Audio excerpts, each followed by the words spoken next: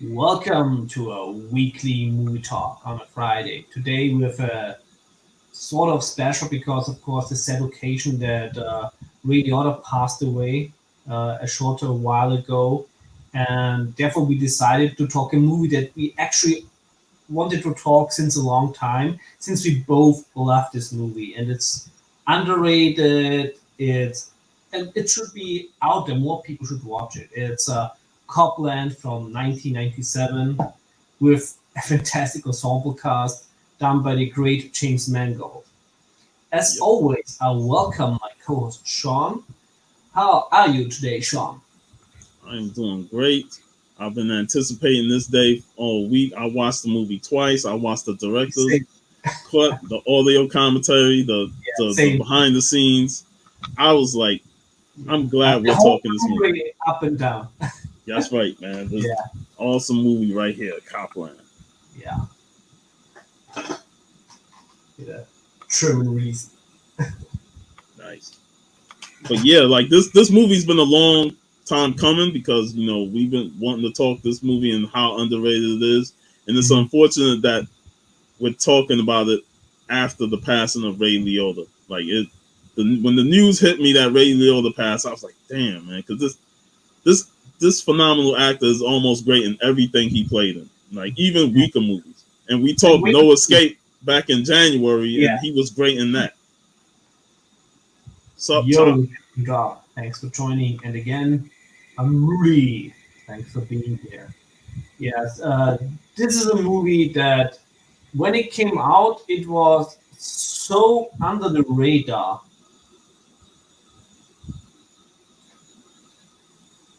Yeah, it's really sweet. Yeah, it's must be great to have watched in cinema and then to rediscover it again. Especially, I hope you watch the director's cut because the director's cut gives the movie so much more meat on the bone and way more really other scenes with Sylvester Stallone.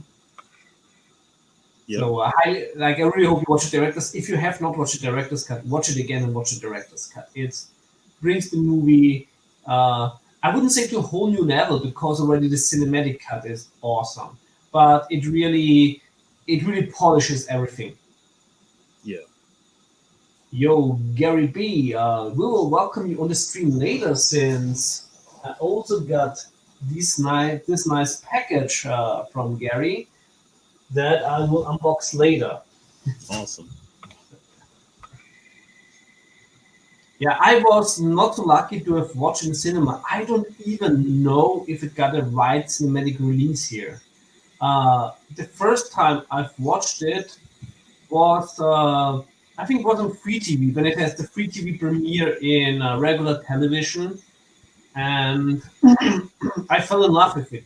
I watched it, absolutely loved it, and then of course later I bought the Blu-ray, watched it again. This was 2012, 2013. I was still at university when I watched it, and it it got me again. It was so good, and so it's of course a movie I will always have in my collection when I want to rewatch it, and I haven't rewatched it for a long time until we set up the stream again for it. And like you, I watched it twice this week. Yeah, once the director's cut and once the audio commentary. Totally recommend the audio commentary. It's very well balanced. It's with James Mangold. It's with his ex-wife. I think it's his ex-wife now. And of course with Sylvester Stallone and with Robert Patrick.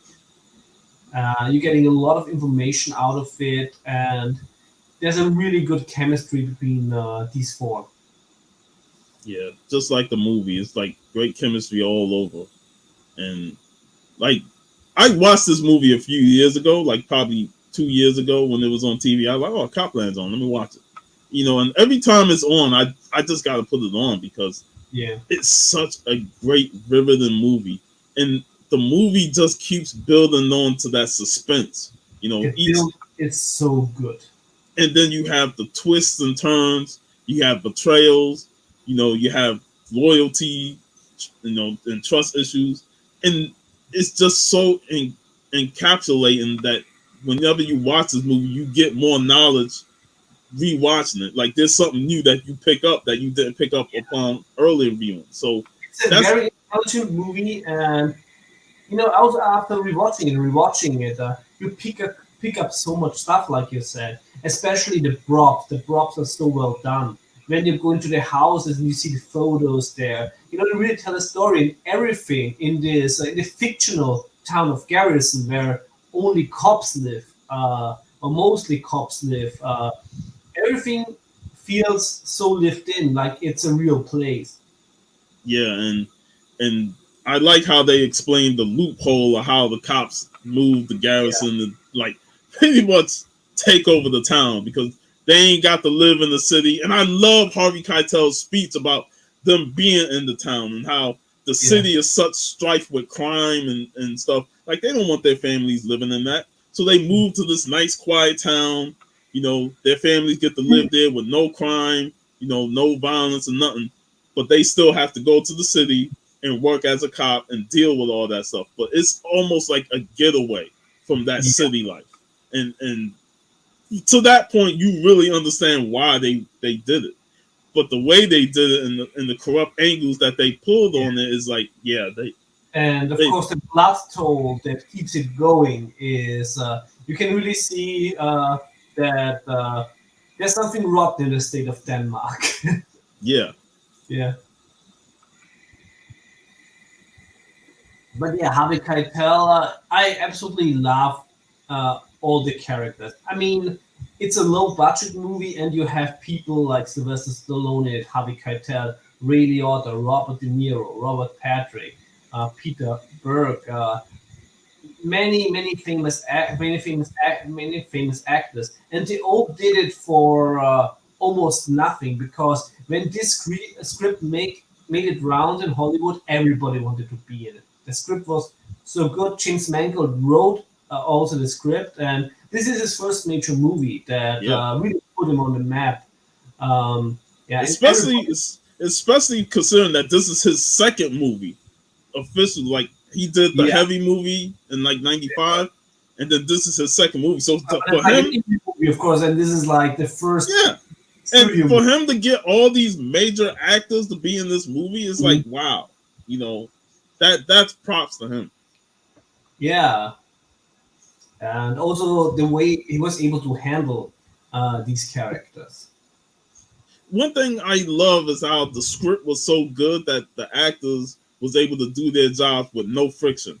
Like Yeah, this script was just too damn good that we gotta put our egos in check. yeah. And I and, re- and like yeah. I remember when James Mangold told the story of Harvey Keitel, when he rewrote the script a little bit. And Harvey Keitel, no, he's like, you can't change the script. I want to do it like it was in the script, and he's like, I wrote the script.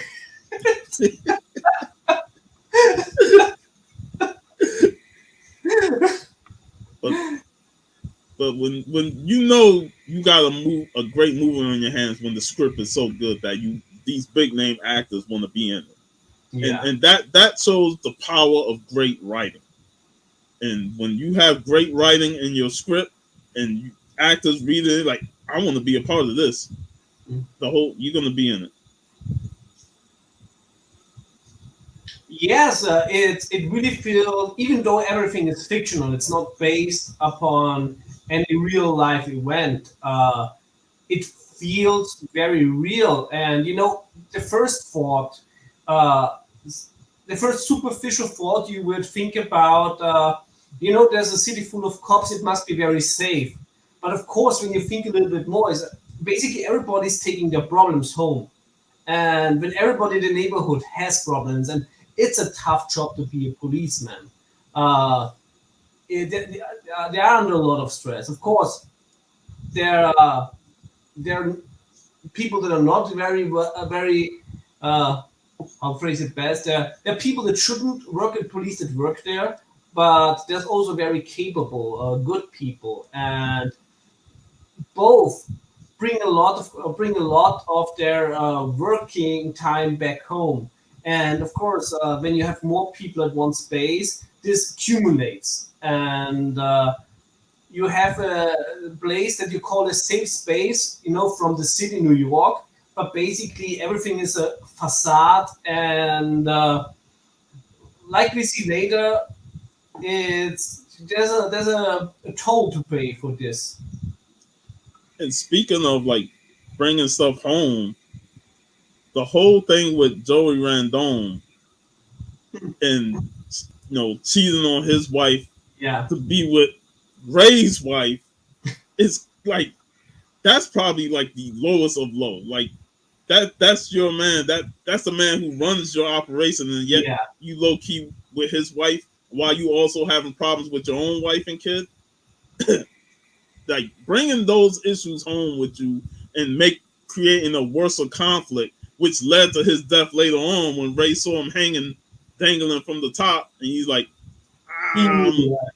yeah, You know, it was a scene before when they had the funeral, the fake funeral, of course, yeah, and when they all looked at each other, and you knew, everybody knew, and yeah, the movie does this so well. Uh, you you know the role of every character in this movie without over exposition. yeah.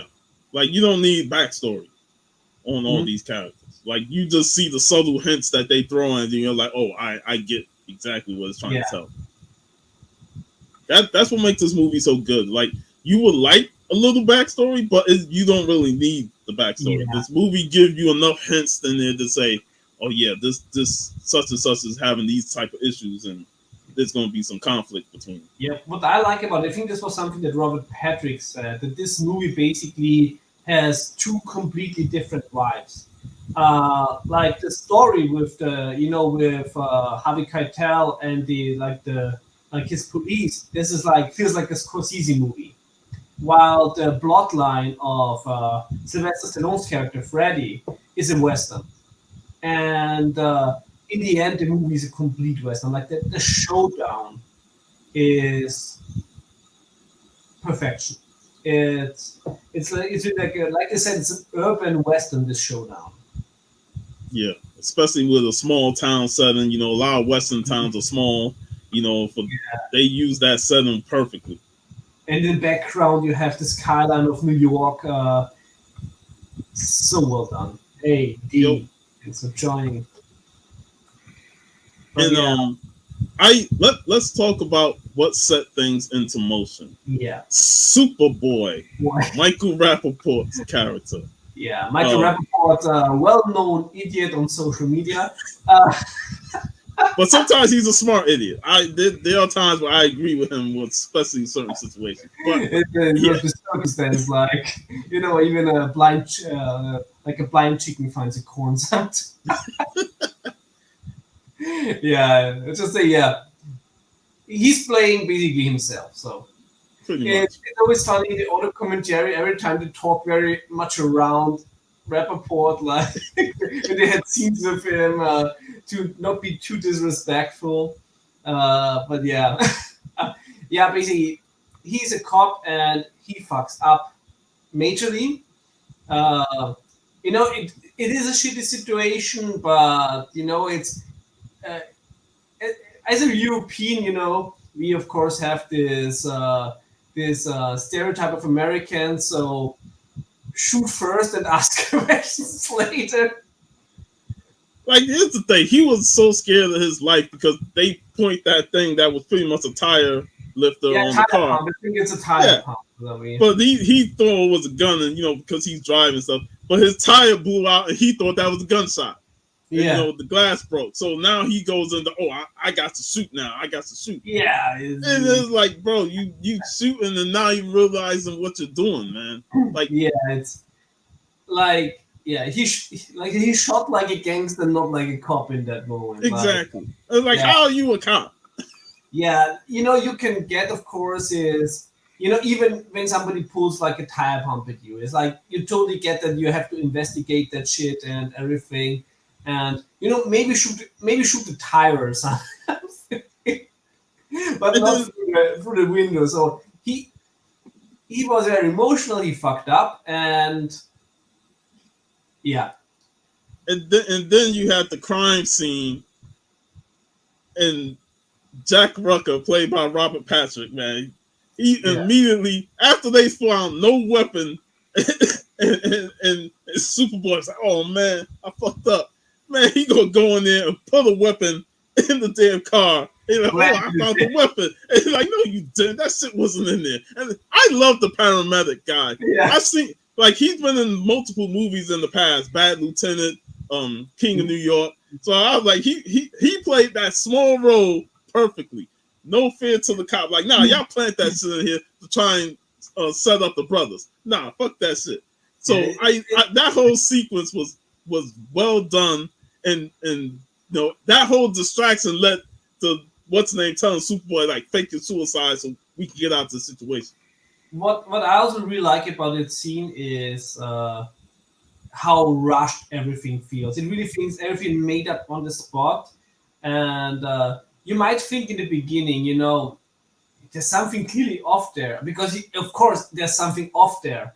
Yeah, Yeah, the movie makes it clear like this ain't no something regular or something like you know something was very off, and that I'm glad they answered it very early when they pulled over yeah, Ray and them, and you see Superboy in the back seat. So it wasn't like we're gonna hold that off and yeah. reveal it later. No, they answered it very early to say, yeah, this is a conspiracy. Yes.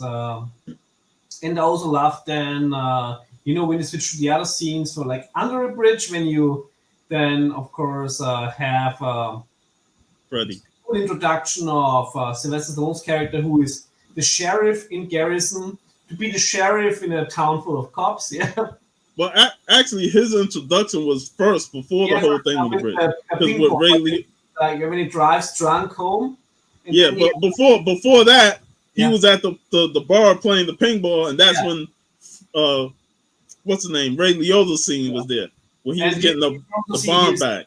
his girlfriend. Yeah, The girlfriend was actually the bomb squad. You know, she was from bomb squad, so she and there was handed also him the bag.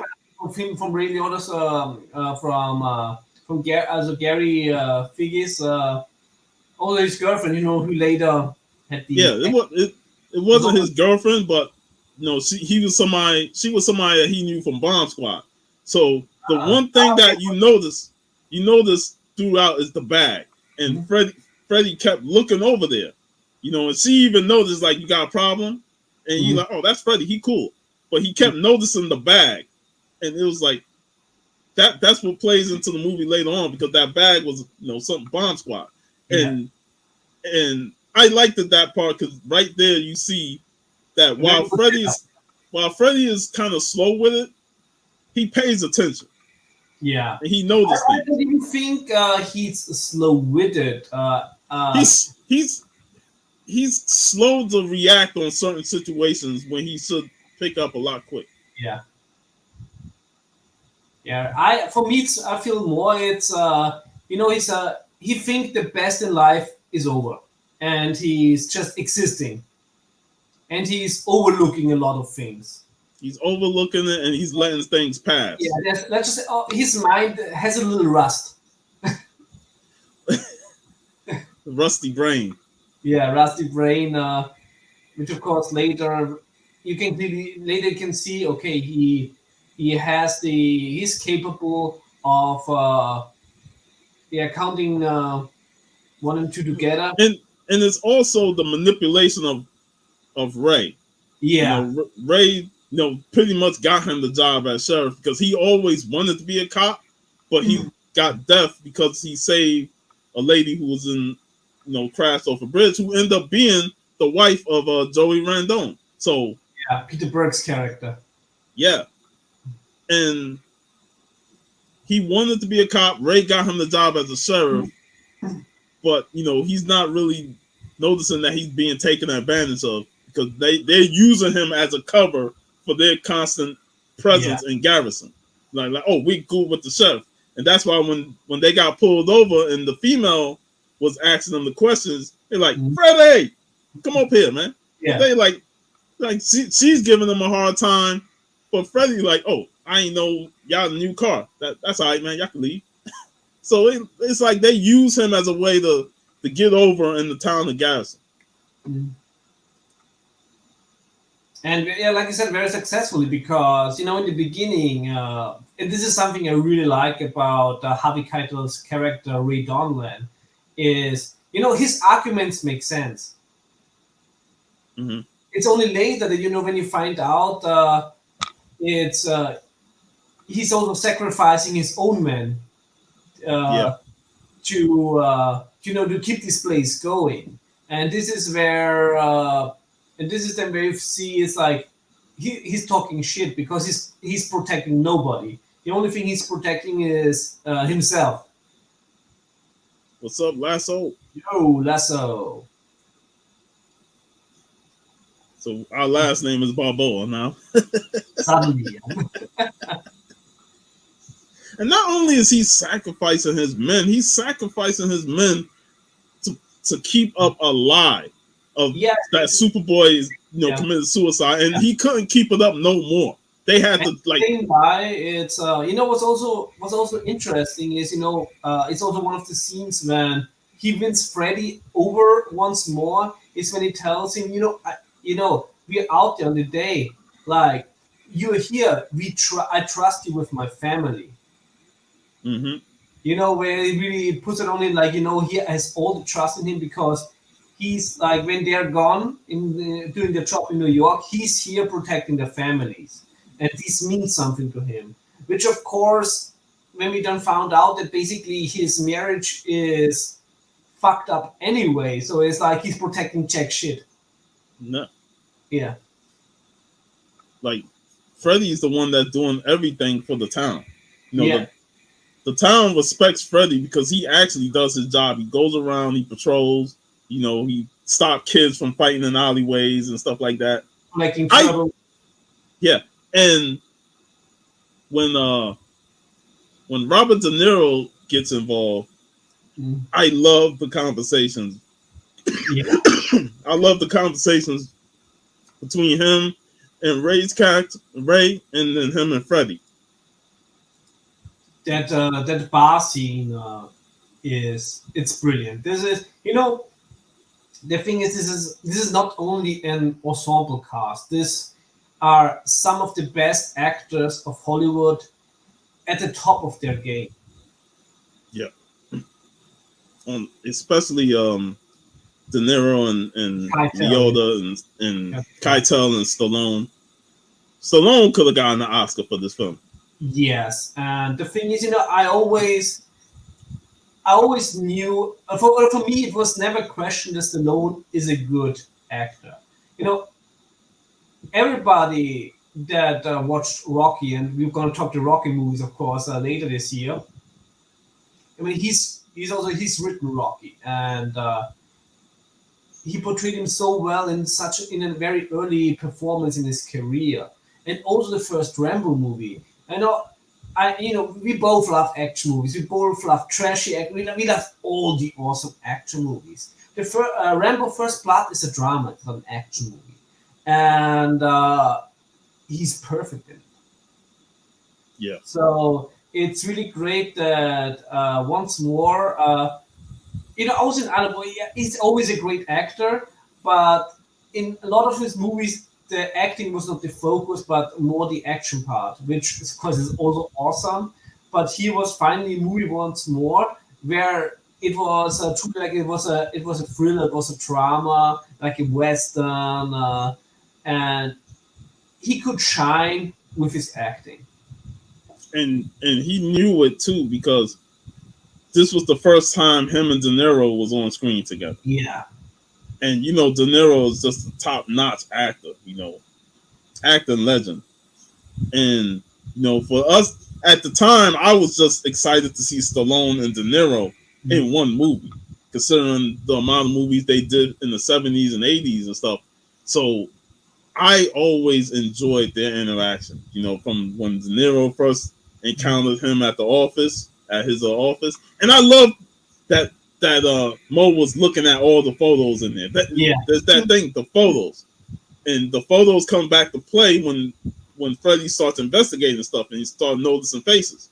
Yeah. But I love that he's looking at the photos and stuff and see the relationship between Ray and Freddy, and you're like, well, you think you're a cop, but you're not a cop. We may Yeah. do law enforcement together, but you're not a cop.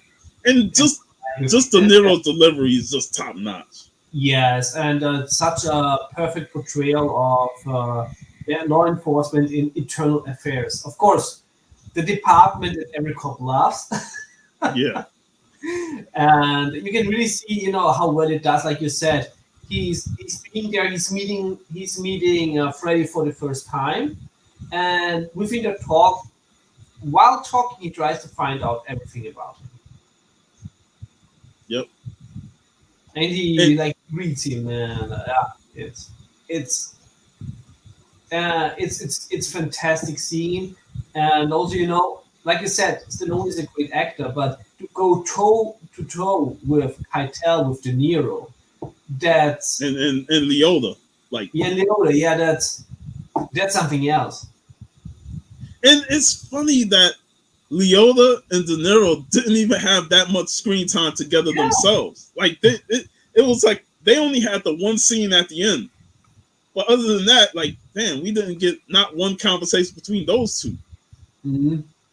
And Yeah, that shows you how great this movie is that they can keep Leota and De Niro separate, and only De Niro only had one scene with Keitel. yeah. Even They Keitel didn't and De Niro didn't share a lot of screen time together. no.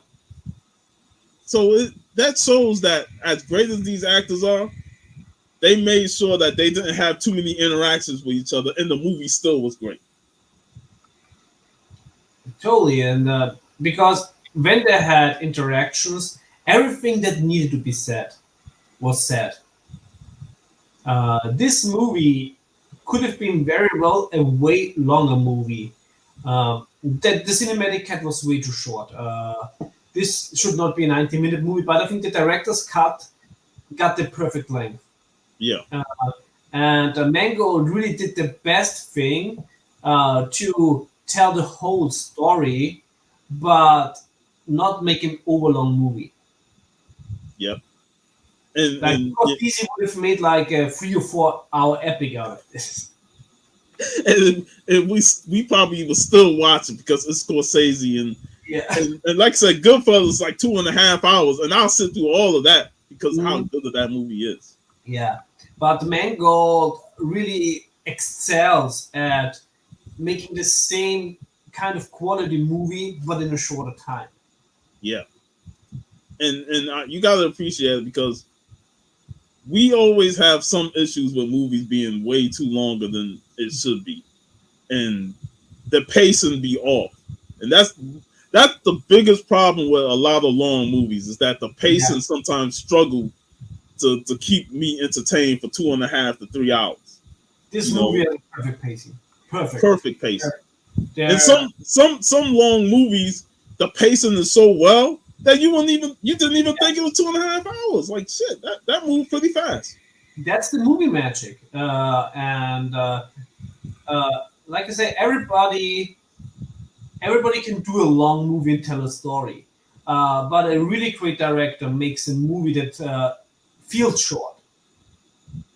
Yeah, yeah, And yeah, like Anruli said, the movie was very well reviewed when it came out, but it struggled to find its audience.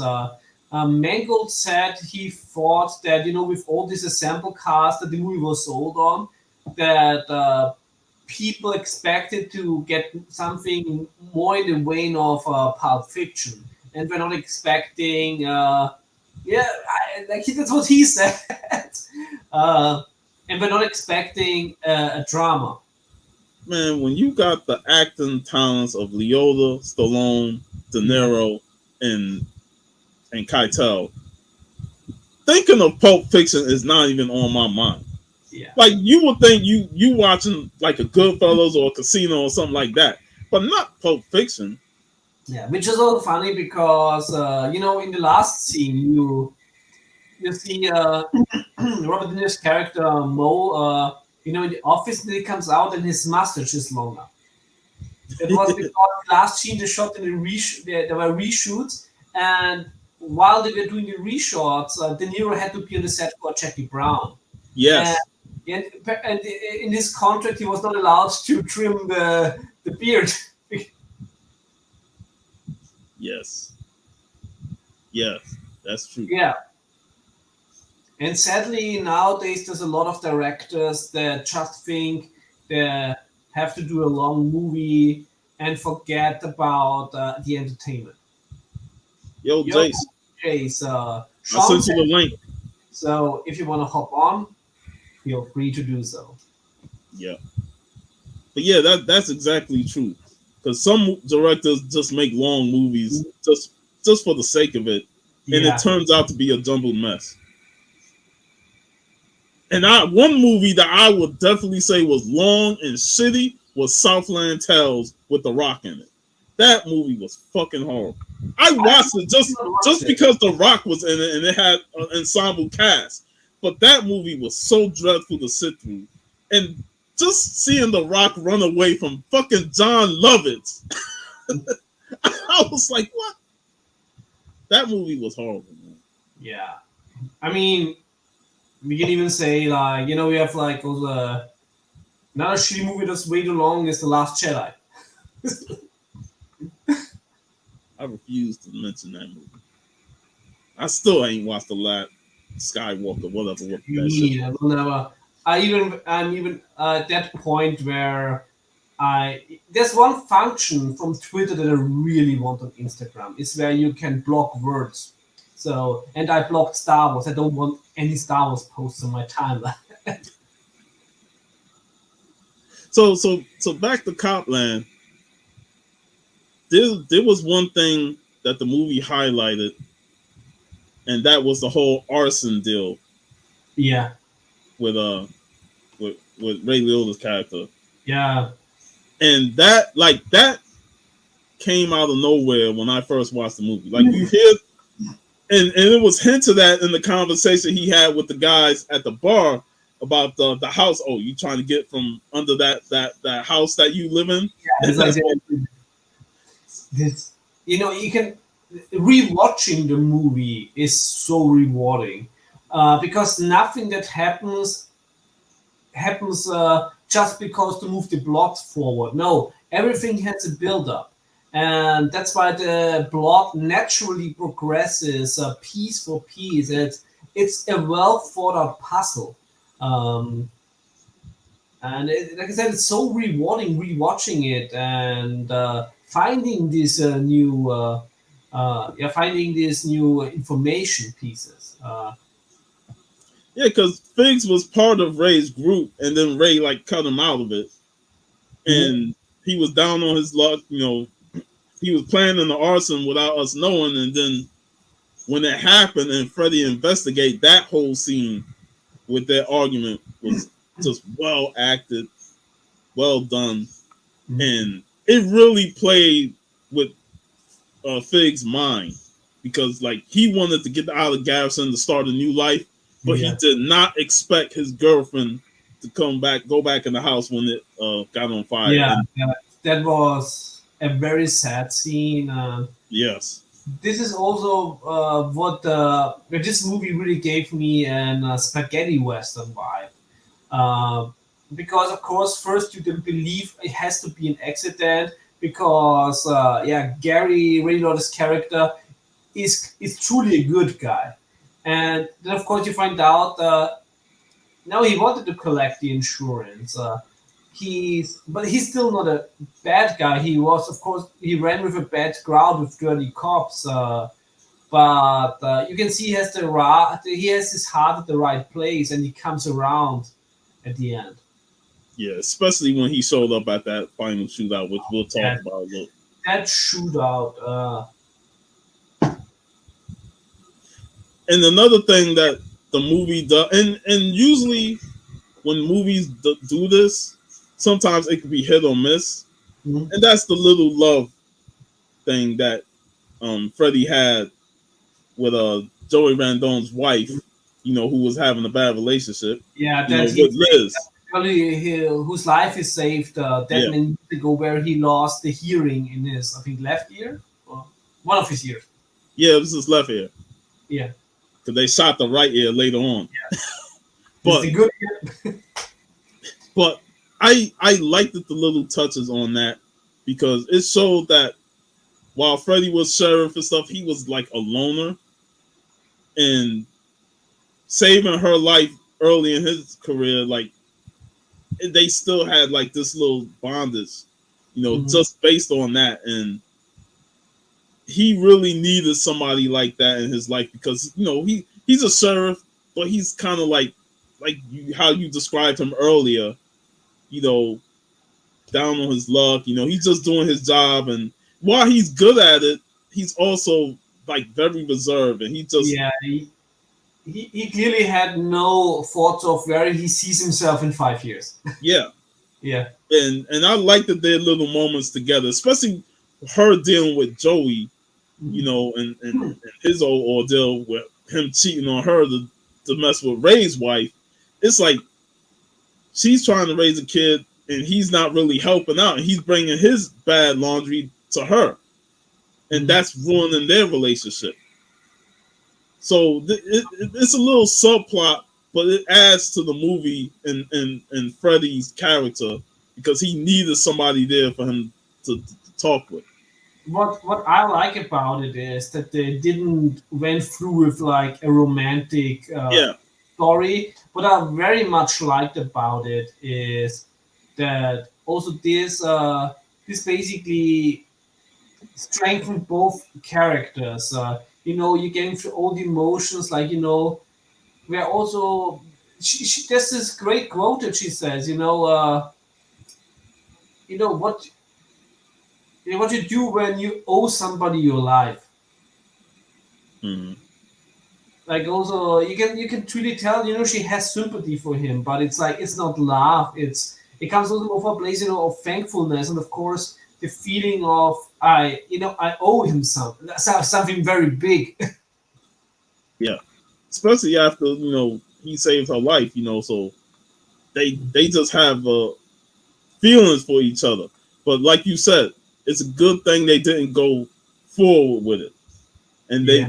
they had some issues after Joey died, and he questioned her about the whole thing with Ray and stuff, and it kind of rubbed her the wrong way.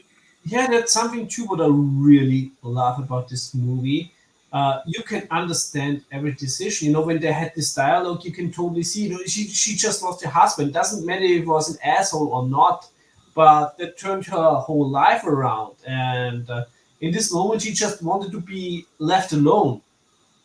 Yeah. And also the other scene later, which also we liked with the other deputy. Who's portrayed by what's his name? Noah Emmerich, and where he like talks with his wife, and he argues with her.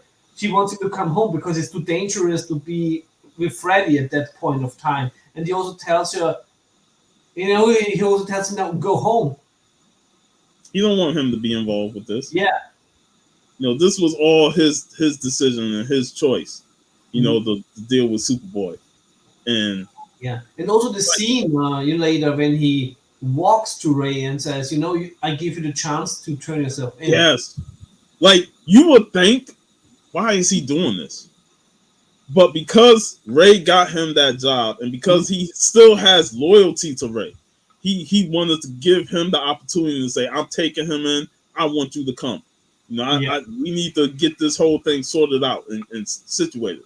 And that's when Ray goes on that awesome dialogue of why they're in Garrison, and the difference between a boy and a man and stuff. Like that's the of a boy written on a matchbox. and that was such awesome delivery by a great actor. Like also like nuances, when he spoke, and then and also like anything I can say, and waiting for the answer while eating this. This is also one of these scenes that you can show in theater and acting schools how to do it. Yeah, like this is how you do your performances, and you show that emotion while still getting your point across. Yeah. And I like I said, I briefly mentioned her, but his deputy sheriff Cindy Betts, played by Janae Garofalo. Hope I ain't butcher her name, but Yeah. I thought she had a great presence in the movie. You know, And you can really see that Stallone and she they didn't really like each other. Like Stallone says, two talking about two ends on the political spectrum. but they did their job, and I thought she was portrayed great. Like I'm glad that her and the deputy, the other sheriff, they played a nice role in balancing Freddie's work, and they didn't like overly involve themselves things, but they also gave Freddie like moral compass with their words. And when she said that she's leaving because she was done with this, I definitely felt for her because you're in the town and you're dealing with all these cops and they all have power over you. Like the beginning of the movie when Ray like Freddie, get over here. This Yeah. girl's giving us a hard time. And she sees herself like a fish out of water. They only want to talk to Ray. So it's when she left, I definitely understood why she left because she don't know how much she can deal with this, and this is gonna get worse, especially with Freddie investigating it more.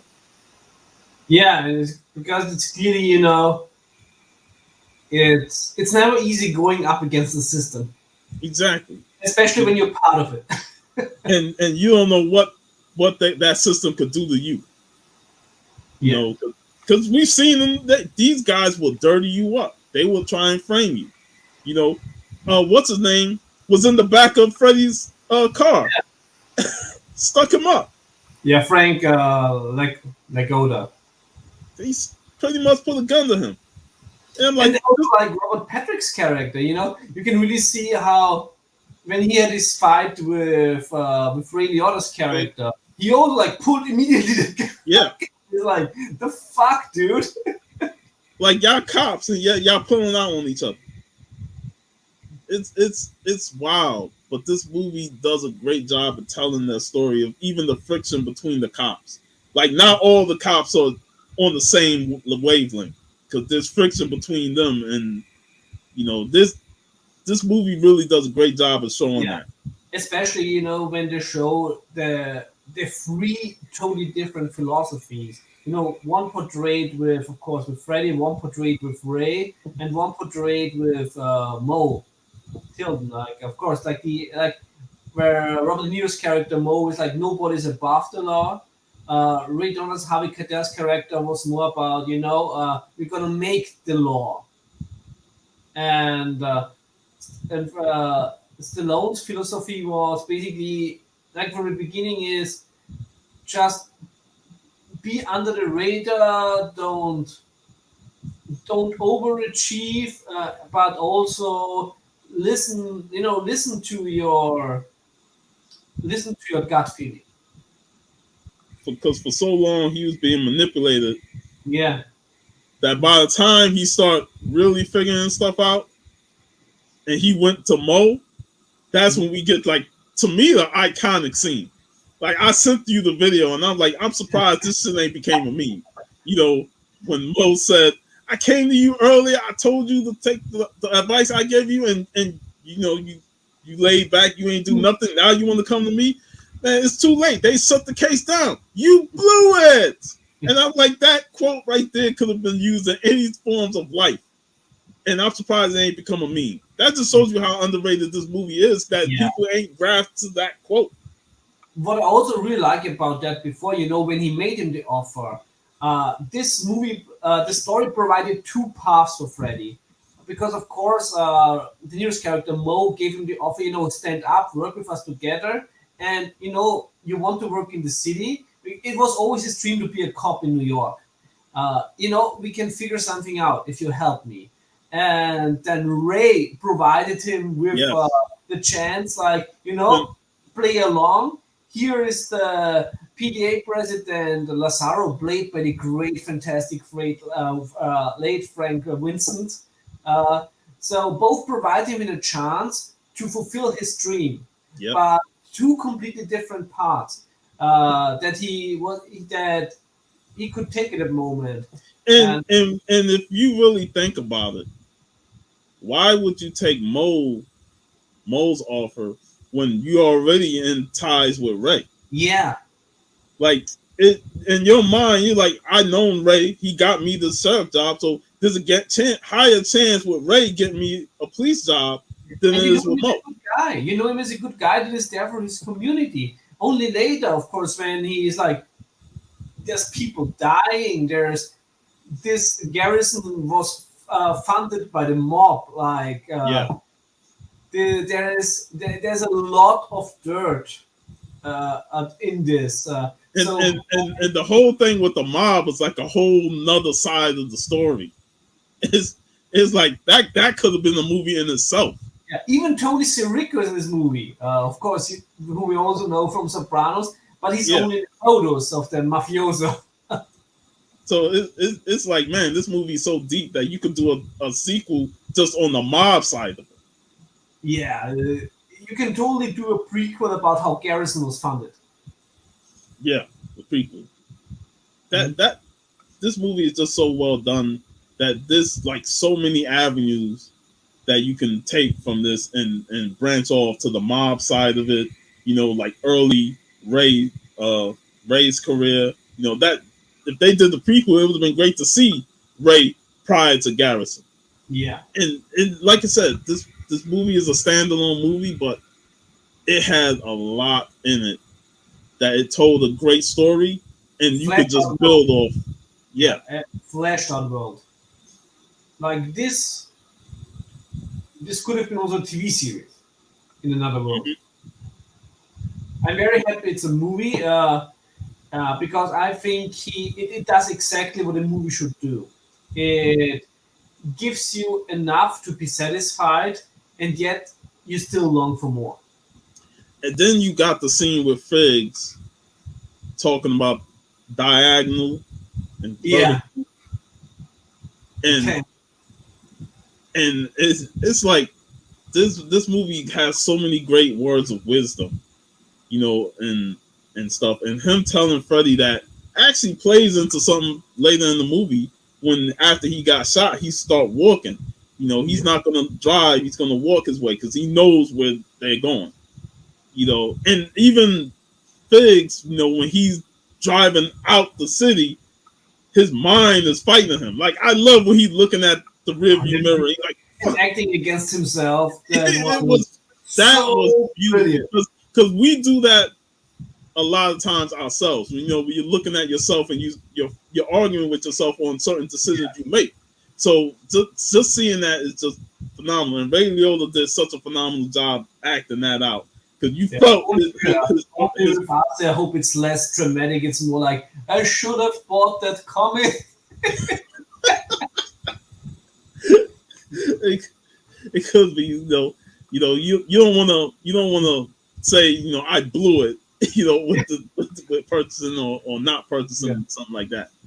But that whole debate that he had with himself and stopping the car, he's like, you knew he was coming back, and then we get to that ending. God, just the Yeah. way that shit was Yeah. shot Yeah. So was so. basically, just to sum it fast up, Superboy, like the cop who fucked up in the beginning, faked his suicide, was hidden by Ray, by Harvey Keitel's character and the other cops until they got the message it's too hot, they gotta get rid of him, and then they try to kill him.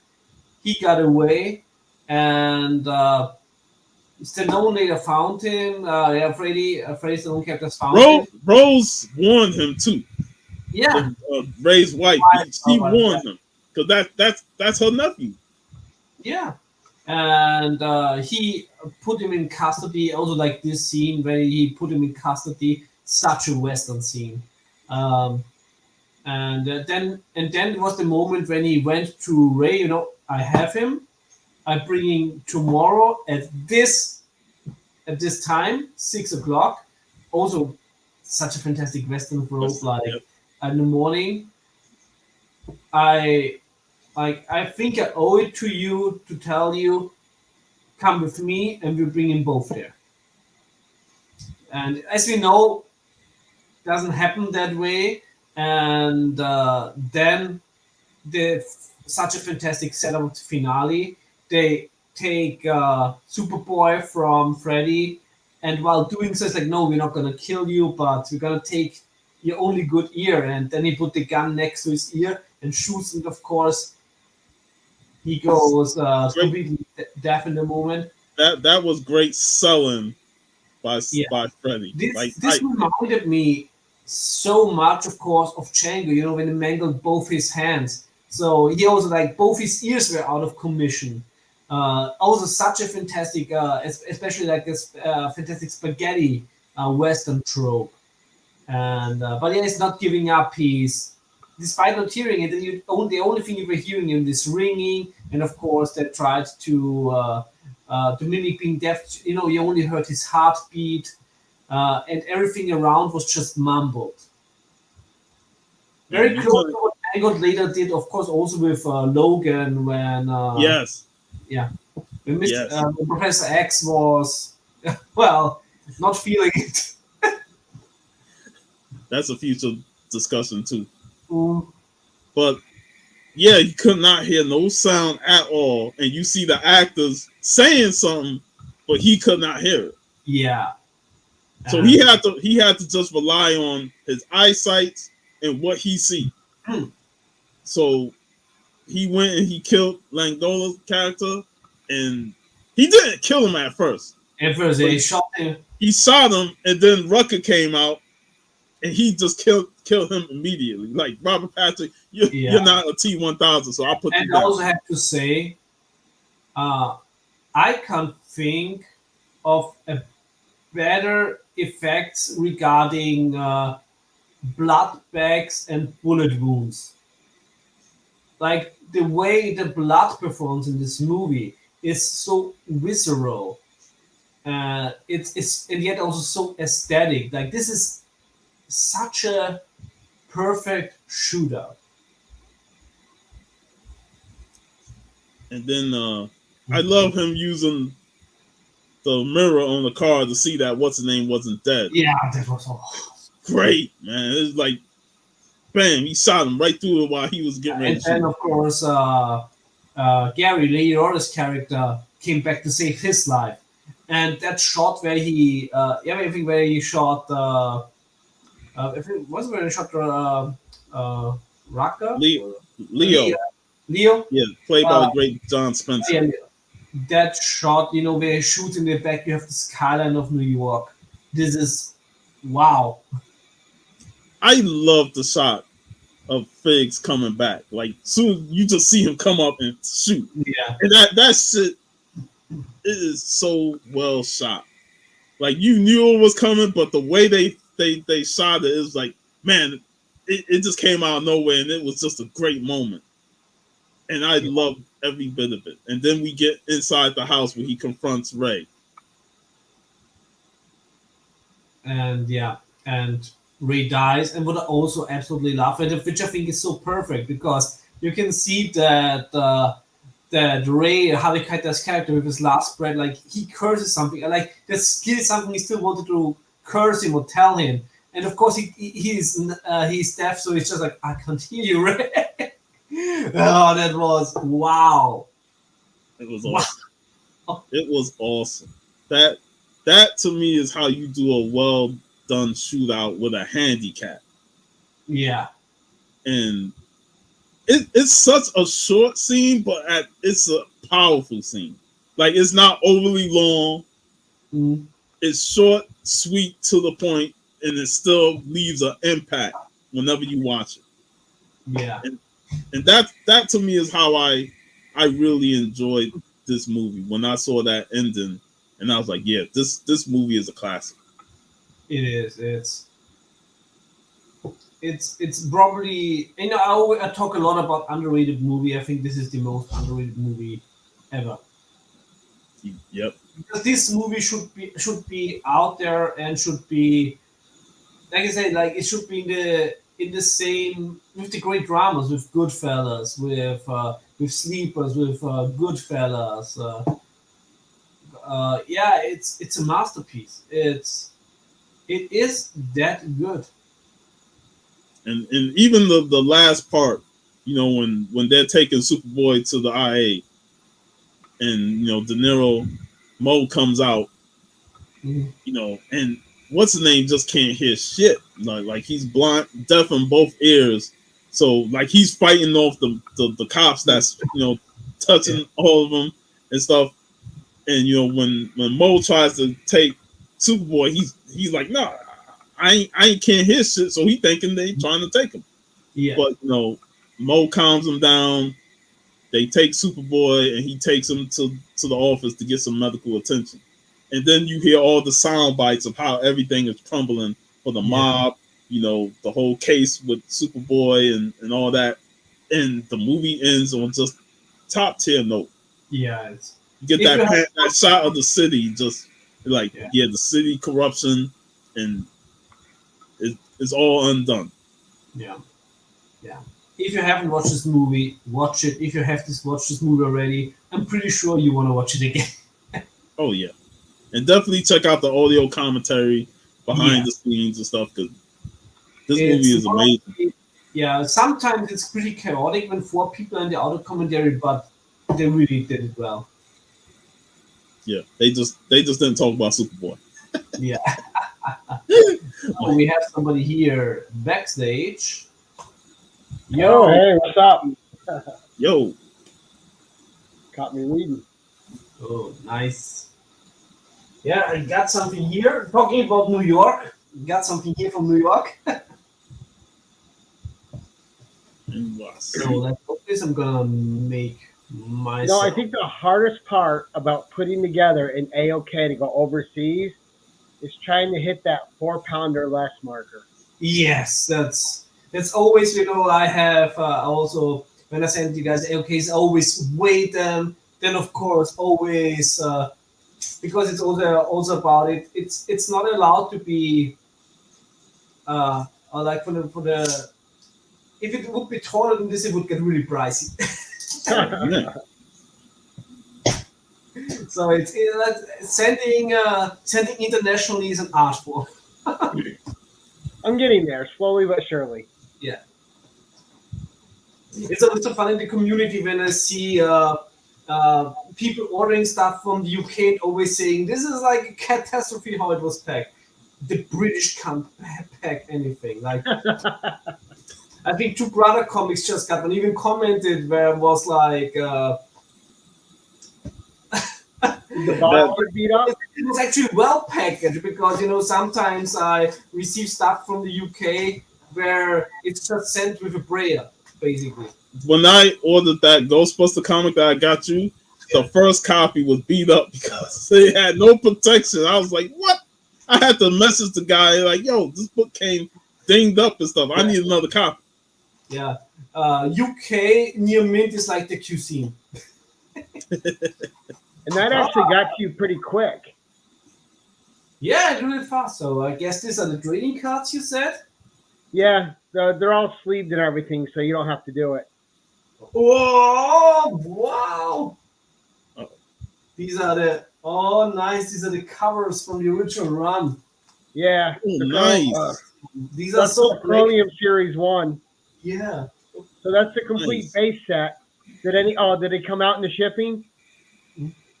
It's everything. There's a few loose, so that I'm not going through it now because I'm afraid some would fall out. So I'm going through them later. But they're fantastic, and good thing I have a lot of trading card bags here, so you can put. There's another set behind the Chromium set. There's another stack behind the group. Yeah, and that is the Frank Frazetta set that they released. So that's the whole base set of that. Oh, Gary, this is magnificent. And I didn't know if you were able to get the Frazetta set over there, so I wanted to make sure I sent you one of them. Not the full one. I got some Frazetta ones. I got AOK still with the booster bags, which was also very fun opening when Sarah was on stream. But I'm gonna look at those later because, like I say, I don't want them to fall out now, since they got a little bit shaken, not steered. Right. I should have thought about them coming out of the top. Yeah, there's some more in it. Yeah. Very well packaged. And whenever somebody sends bubble wrap, I'm gonna reuse it later. Right? That's what I do too, Sean. Yep. Hey, Well, I still got a whole bunch right next to me, man, from all the boxes I opened up. yeah, Ryan, that's pretty much a British thing. It's and yes, that's very cool. And, I think I know one book in there, the graphic novel. there's But nothing wrong with Barbo Lasso. Exactly. Yeah.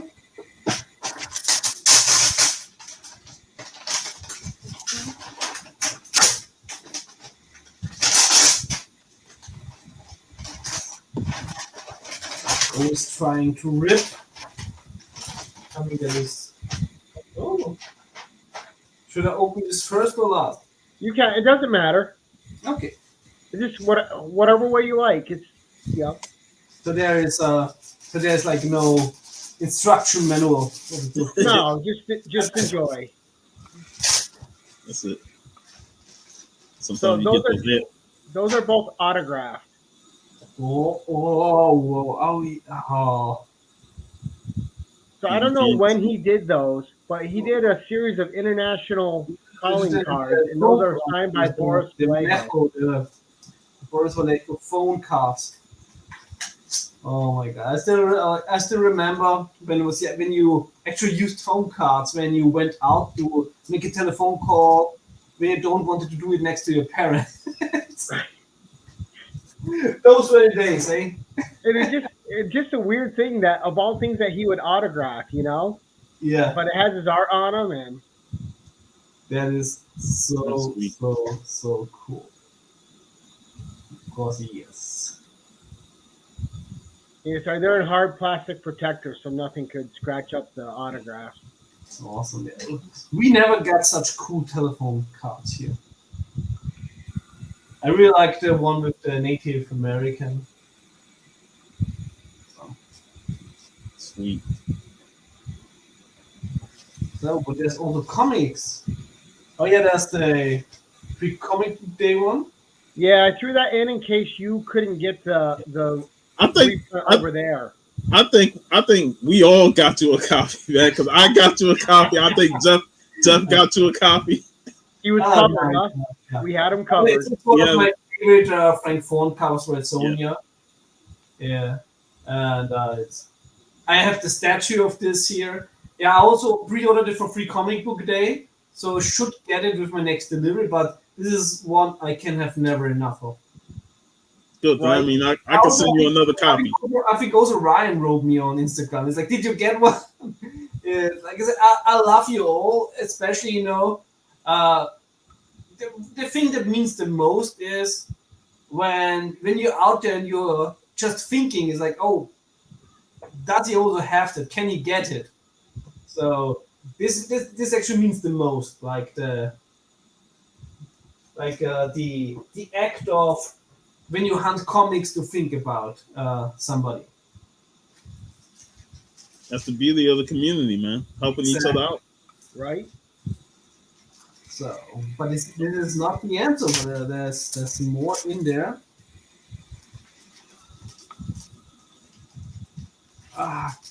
Christmas in June. Yeah, just a couple little things to help you fill out your collection. That's all. Oh, sweet. Yeah. I think I've counted now. About 30 books, a little bit over 30. Then I finally have the full Conan run. Nice.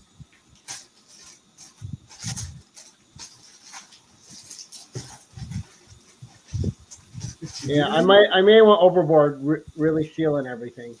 Hey, sometimes it's better to be safe. Right? What did I say? This looks magazine-y, and it is the Witch Queen of Acheron. Sweet. That's nice. yeah. That's some Conan the Conqueror of the Dragon magic. Sweet. Sweet. I didn't have this one, so very happy to have it. It's very tough to find the graphic novels. I just finished out my collection of them. I think I got a few that I found just in an antique store. I was very lucky. So there's some comics. So let's get them. Oh, nice! This is I think the Red Zone issue #1. That was a variant. Yeah, the Mark Russell one. Panosian variant. I love Panosian's art, like Urban Barbarian on Twitter and Instagram. Fantastic artist. Also, have you seen the cover he recently did for Hour of the Dragon for the French reprints at the Blaze? I may have it. I believe so. I believe I bought it. It's a black cover where Conan has the beard, and finally they arrived, so should be with my next order. And also an order from another comic book store, the 1 in 10, the Virgin variant of it. Panosian, fantastic. He is. Yeah, fantastic artist. He's, I think, one of the best modern sword and sorcery artists. So let's see what's next. Ooh, 112. Nice. Damn it, man. I was going to order that because I got that in my wish list on my comic shop. Well, he sent me his list, and I grabbed a few of the books that I could get that were in shape. I'm not hating doubles of Conan. Yeah, it's the same with me. Whenever I get sent them, even if it's a triple or a quadruple, I'm like, sweet, right in the box. Exactly. Yeah, I got a couple doubles. 106, nice. Never enough Conan, Sean. Yeah. Beautiful cover. This is Ernie Chan cover? No. The face does. The cheek looks like Ernie Chan. The face doesn't look here like Ernie Chan. I have to research later. I say, yeah, usually you can tell by his eyes. What issue was that again? 106.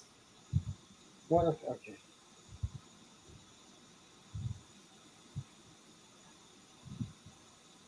I'll know in a second who the cover artist is. Yeah. Oh yeah, beautiful. Yeah, I gotta get that one too. Yeah. Conan, Battle, Chick. Can't go wrong with that one.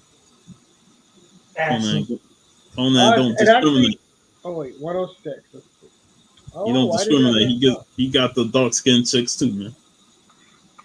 So Conan takes everything. It's like he doesn't discriminate. It's actually a John Buscema cover.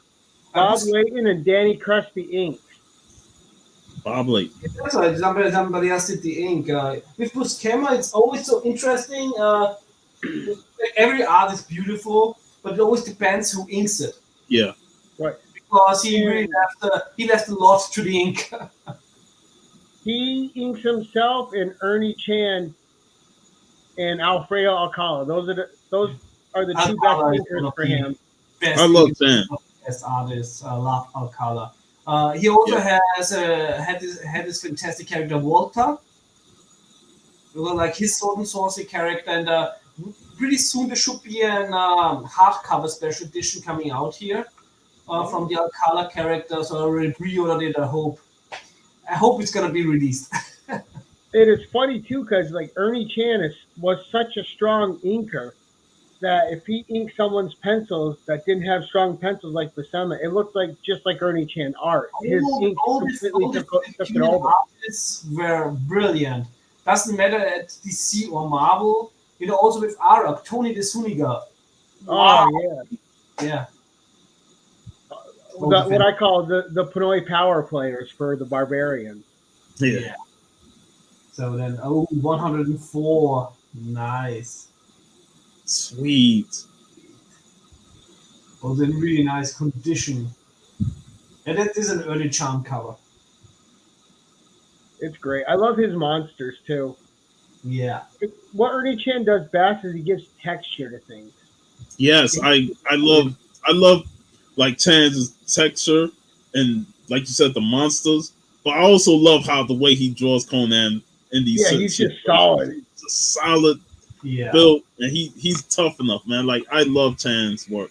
And you can always tell Chan's Conan a lot of times by the way he does the eyes.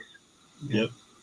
And because you mentioned before, Conan knows that with women, the only thing that matters is what's in her. Like Usually it's Conan. yeah, and he knows, yeah, and he knows inside the old pink. Exactly.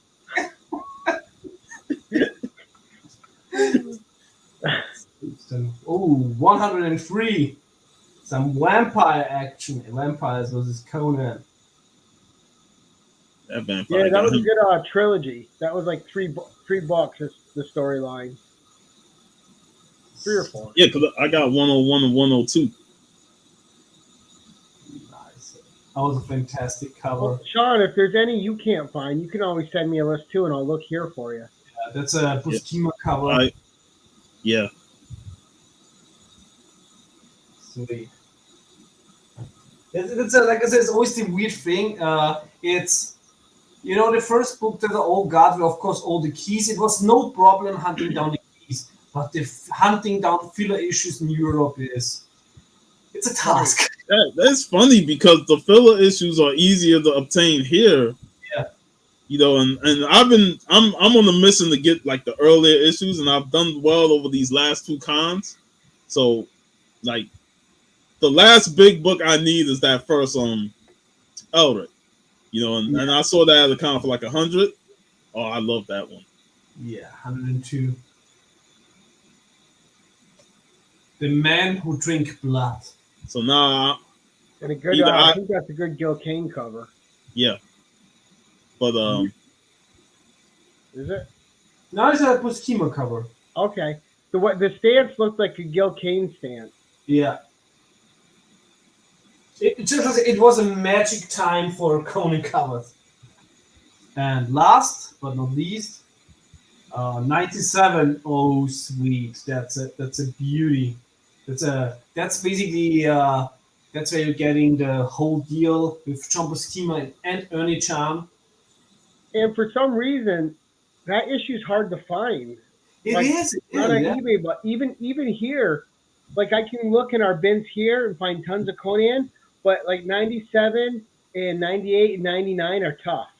Yeah, this is actually, I think I already have this one, but not in this condition. Like I got one from Italy that was like beaten. Hey, Stan, glad to see you here. Oh yeah, you can watch it on the Rewind. The Copland is so great. Also Stan Wittek's Instagram channel. He posts a lot of fantastic movies. A lot of fantastic scenes from character actors. So check out his Instagram, same name as his tag here. But yeah, this one is fantastic. Absolutely love this one and happy to have it now in better condition. Gary, thank you so much.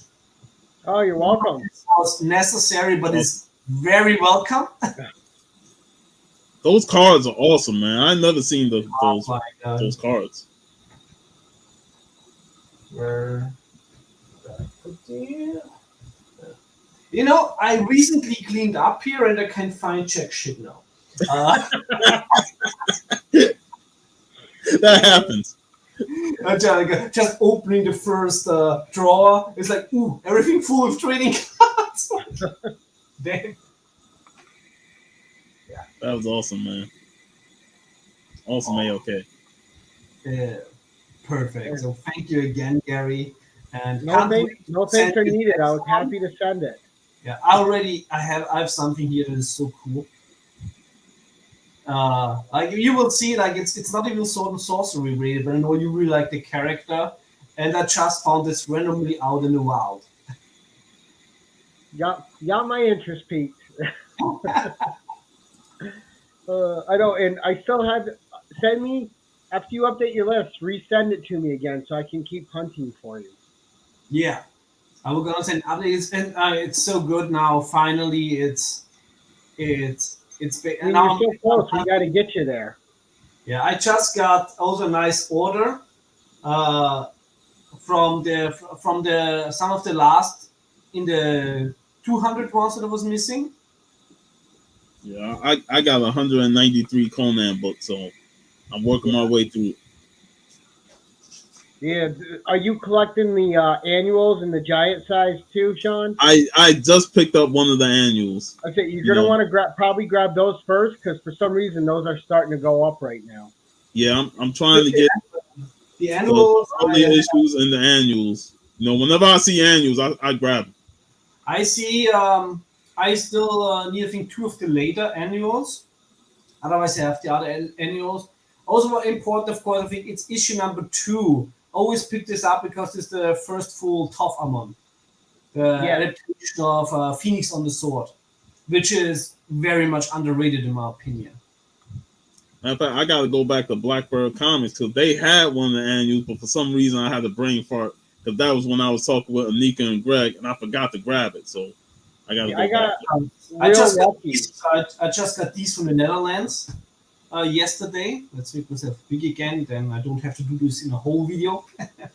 Yeah, 131. Oh, Oh, nice. nice. Yeah, also sweet cover. And I think here 218. That is a great. Is that a Silvestri cover? I can't remember. Mark Silvestri. Could be. I would have. You know, it's funny. The only issues I'm missing from the 200s are 200 Actually, it's a Jim Lee and cover. and 239. Yeah, it's a Jim Lee cover. Oh, okay. That's the second Jim Lee cover. Yeah, But I got the other one. I think that one is also a Jim Lee cover. That The Jim Lee cover is better than the other one. The famous I think one. that That one's- one's better than his famous one for Conan. Yeah, Wasn't the other one with Red Sonja? Yeah, issue Yeah. 242, I think it was. Yeah. so this is 218 and 219, two Jim Lee covers. So I was very happy to find these in the Netherlands. And I think they also had a sale, House of M Comics. So I paid 15% less, and I think I got them for around €5. The two Then, Mignola covers are good too. I then love let's go to the Stranger covers in the later run, 262. Oh, that was a fun little read too. Yeah. The Jim Owsley story art Yeah, was really this was good really for the issues he was writing. They're really good. But I think I the think best I- Conan writer, if it's not Roy Thomas, is Doug Munch. That guy is great. Also, But really I good. think who's a very underrated Conan artist, I think, is Doherty. Doherty? How do you pronounce? Toherty, I would pronounce it, but I What's don't. that? I think it's an Irish name. It's Oh, Doherty? yeah, that's how I probably pronounce Michael it. Doherty. Yeah. Yes, and I think he's a very underrated Conan. He is. He started out, it was just okay, but then you saw real big improvement over his issues, where he was just a good go-to Conan artist after Yeah. a bit. I He think he also did one of those graphic Seven novels. Swords. This cover actually really nice. I like. I forgot who did it. It's 266. He's like Conan. I really like. I think Conan. No, it's a really good cover. It's just a different art Oh, style. that- I I really like like. that cover. Yeah. I like that cover. Conan looking all king, regal, badass with the axe in his hand. Yeah, and I just read all those issues. It's like the ratio of biceps to upper body is but it's the 90s. It was. Hey, it was a lot better than some of the ones towards the end, like in the Oh, yeah. 260s. Sorry. God Lord, those were rough. Everyone's Yeah, like, oh, like this 275 is a great cover. I'm like, no, it's not. Yeah, It's not a good cover. McNeil's cover were a little Oh, they bit. were horrible. Yeah. In my Like, opinion. 270. That's Conan trying to take a demon poo, and that thing's coming out hard. But yeah, now I got all the later ones in the 200s, so that of The and later 200s are harder to find because they're low print runs. yes, I'm very happy I have this of both I of them. my comic shop. I think I told the story when they had like a whole section of Conan books. I was like, I'm taking them all, and a lot of them was like the 200. That's why I got majority of the 200 because I was Good like, I'm getting decision. them all. Yeah, you have to, Sean. Yeah. Yeah. And last but not least, because they also had some seven sort of Conans, and I was still missing the first Raal cover. Oh, nice. Oh, nice. This is a really good one. I just read that story arc not long ago either. Yeah. It's Raal, funny. So since it's also, 2019, I've been so fortunate because from 2019 to now, I completed Conan the Barbarian, King Conan. Admittedly, that one's easy. It's only 55 issues, and Savage Sword of Conan, plus a bunch of the 3 issue minis from the 90s. yeah, I still have to. I'm still missing from the 90s from the miniseries some issues. Uh, those are sometimes easy to find, sometimes hard to find. But I have not seen some Conan the Adventurer, and I have a few issues of that run. That's those, only 14 issues. Yeah, I think I got like 9. I luckily I completed that, but the Raphael Keanan art just doesn't do it for me. Yeah, His I proportions still, are off. Like yeah, his issue number 1 cover is amazing, but that was like hit the pinnacle was that cover. And then the rest of it's just so inconsistent. Some panels are good, some panels are askew, and he's one of those artists. He tries to be too busy. yeah. Because And he's not very yeah. when I read the first few issues, I was like, the art is not really doing it for me.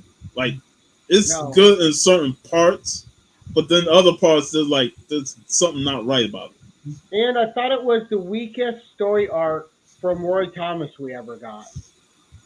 It's the '90s too, so yeah. it can't measure up to what Roy Thomas did. Yeah. I think that I mean, Rod Thomas did a lot of great stuff, but I think the last story that he wrote that was perfection was of course the one, the Scarlet the Sea. Hmm. That one is so good. That's also the one where I got you one the last cover that you were missing.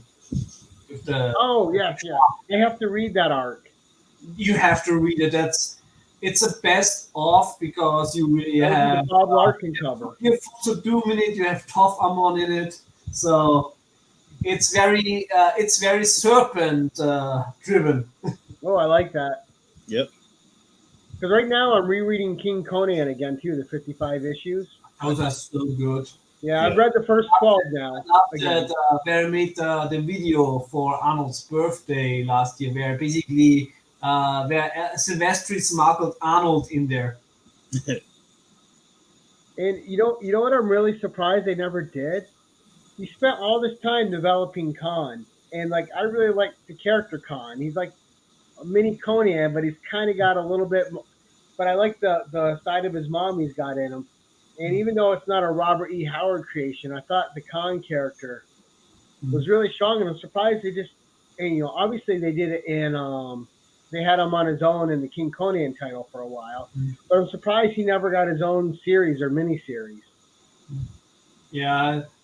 What really bothers me right now, I'm very happy that Marvel is losing the license. Oh, We, see, we I'm not. we got some great books, but I really wanna have Conan without the thousand eyes of the mouse on it. Yeah.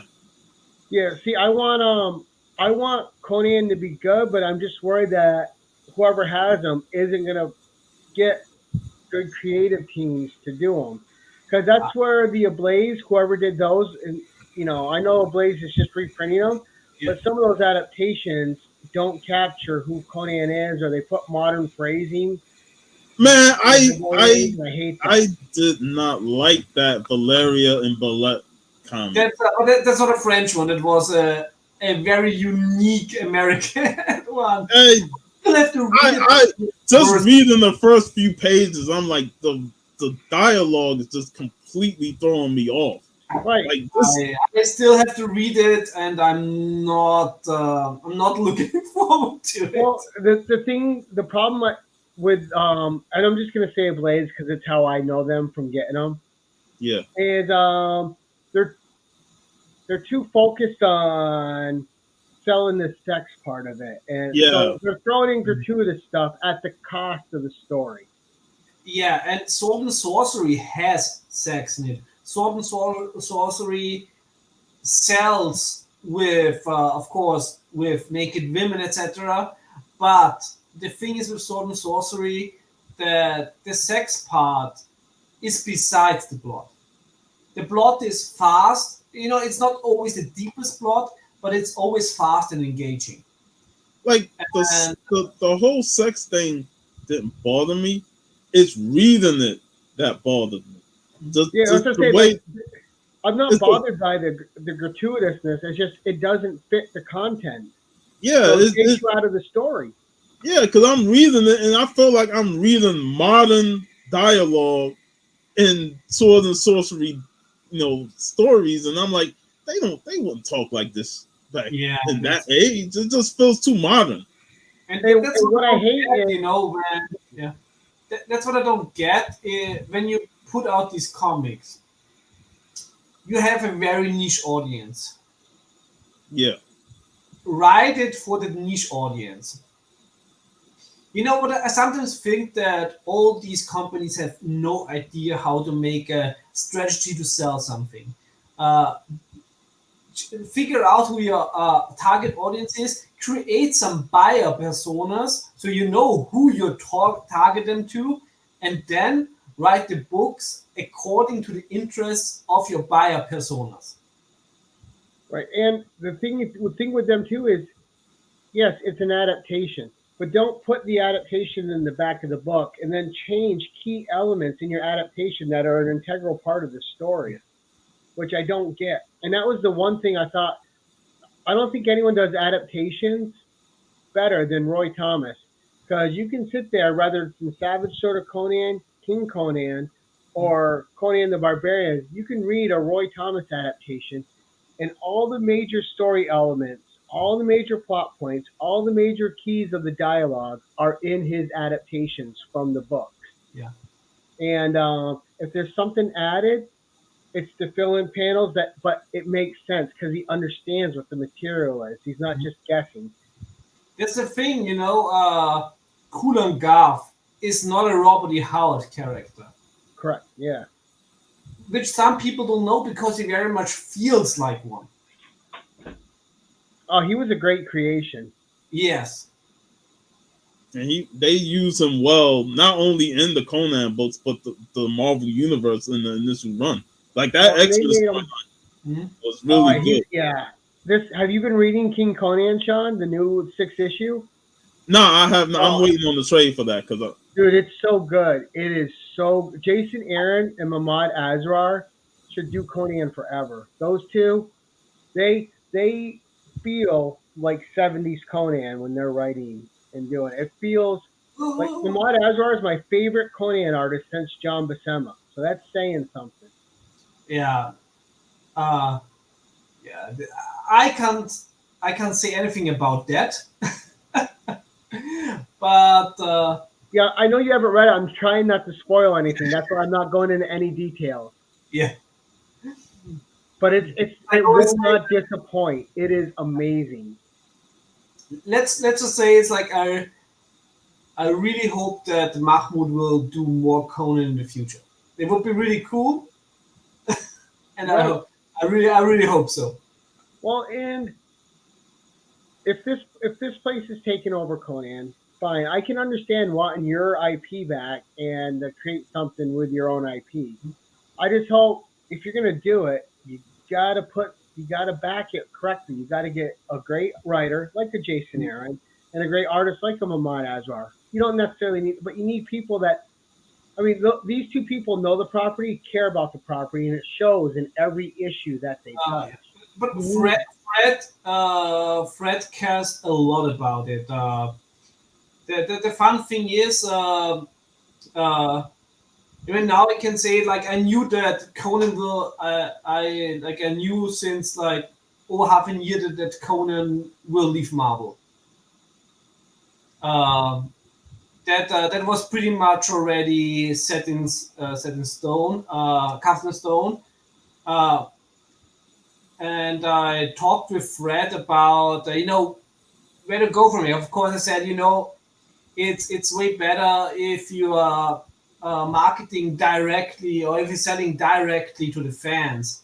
Maybe do some crowdfunding campaigns and bypass the big publishers where you would have to where you like a bitch to current politics. And Conan doesn't fit in the current zeitgeist, not at all. In the way you should market Conan these days is as an alternative to the zeitgeist, to give people that don't care about the current zeitgeist like an escapism. Right. And this is also why, first of all, Conan shall not be chained or tamed. Uh, any storyteller should feel free to go as far as possible to portray the Hyborian age. However, of course, you always have also to respect the Hyborian age and also the tropes and the storytelling mechanisms of sword and sorcery. So that's gonna be, I think, the challenge. But what I also like with Fred is, he really, when you say, "Hey, I found this artist who really likes to work on Conan, and he also drew him, and he's really looking at this, and he's, of course, since also Fred is something who wants to make money with all of this. Of course, he's also interested in finding like talented artists that don't come with a big paycheck." Right. But I'm also hoping, because it's not just about Conan, right? It's about Dark Agnes. It's about Solomon Kane. It's about King Ko. You have all these characters in the Robert E. Howard Library, Bram McMorran. All these characters aren't being used. And it's a shame. They're such great characters. Like I just did a Savage Saturday on Solomon Kane. I'm like, for those of you who haven't checked out Solomon Kane, it's one of the best written characters. Have you read the Dark Horse comics, The Savage Sword of Robert E. Howard? I have those are hard to find. I got one of them. Yeah, Or two. those are some really great stories in there, and I really like the concept. To have Conan as a selling character, and then you have different kind of stories in there that tell like with James Allison and stuff about the other characters. Oh, go ahead, Sean. It looked like you had something to say, sir. I was just searching something. Oh, okay. Yeah, because you had like the Worms of the Earth and just a lot of great ones. And there's a lot of stories they could tell that big companies won't touch now because they're not politically correct. Yeah, that's such so many good stories. That was actually I was very surprised that Ablaze did not censor some of the French comics in some parts. I'm very happy they didn't do that. Yeah, because we all hate censorship, man. Yeah. Let it be what it is. I mean, the whole Marvel thing, and it's such a pity because Mahmoud put his heart and soul in King Conan. There are painted pages in there because he had so much time and he painted. He showed me the paintings and they're magnificent. Like, they're some of the most beautiful Conan art that I've ever seen. And then because some weirdos that are not even part of the target audience in Twitter bitch about it. It's like a minuscule amount of people. Of course, Disney, being the bitch that they are censoring it. And they literally put a potato sack over the character.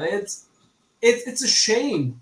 as soon as I found out it was changing before the other prints came out, I went to my comic shop and bought the last couple copies they had of issue 3. So I'd have extras of the. Yeah, every reprint and of course the trades will all feature only the censored version, which sucks because I really hope that they would do a nice hardcover edition like they did with the Life and Death of Conan, uh, fantastic hardcover edition.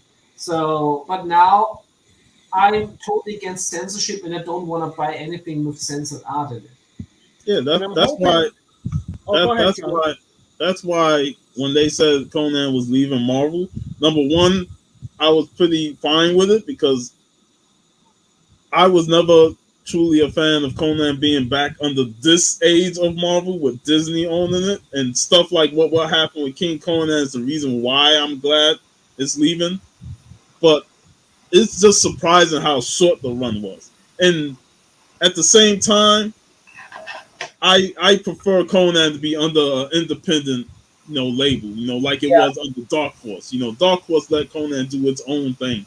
I, I Whatever. love I love the Yeah, whole Darkness run. I yeah. especially Dark the Horse to me Killer was so well was with fantastic. Conan and those properties that when it joined Marvel, I was like, damn, it's not going to be the same. Yeah, Well, see, I thought the to my last couple of years surprise, we got were good. Like the regular Conan run was Jim Yeah, Zub had a like great arc, yeah, and it's actually to my and surprise. I will say that Aaron and Zub's runs were pretty good under yeah, that Marvel structure of telling great stories, still sticking to that Conan sensibilities, the Hyborian age and stuff. But you really do want like us old school fans love the original Savage Sword of Conan, like the Yeah, right. magazine, black and white, uncensored and stuff like that. I knew we wasn't getting something like that, especially when they came out with that Savage Sword of Conan, oh, that and was and it was something nowhere near what we grew up reading. Like, Right. so it was like I want Conan to be unfiltered. I don't Well, need see, the Marvel filter on it.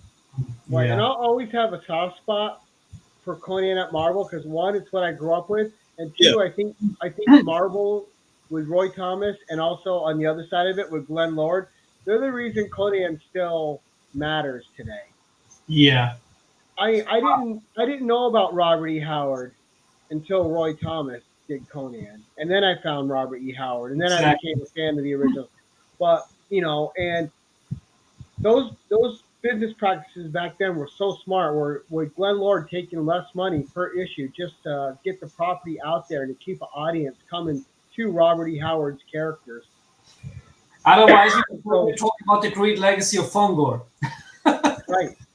Oh no, and yeah, I can't wait for that too. And I hope and I'll shut up in a second. I'm sorry, guys. yeah, that's all I right, man. That's hope all right. that what all this is going to lead to too is some multimedia finally with Conan and Red and probably and Red Sonja and Cull, Kane, Dark Agnes. I want to see movies, TV series. I want to see these things develop.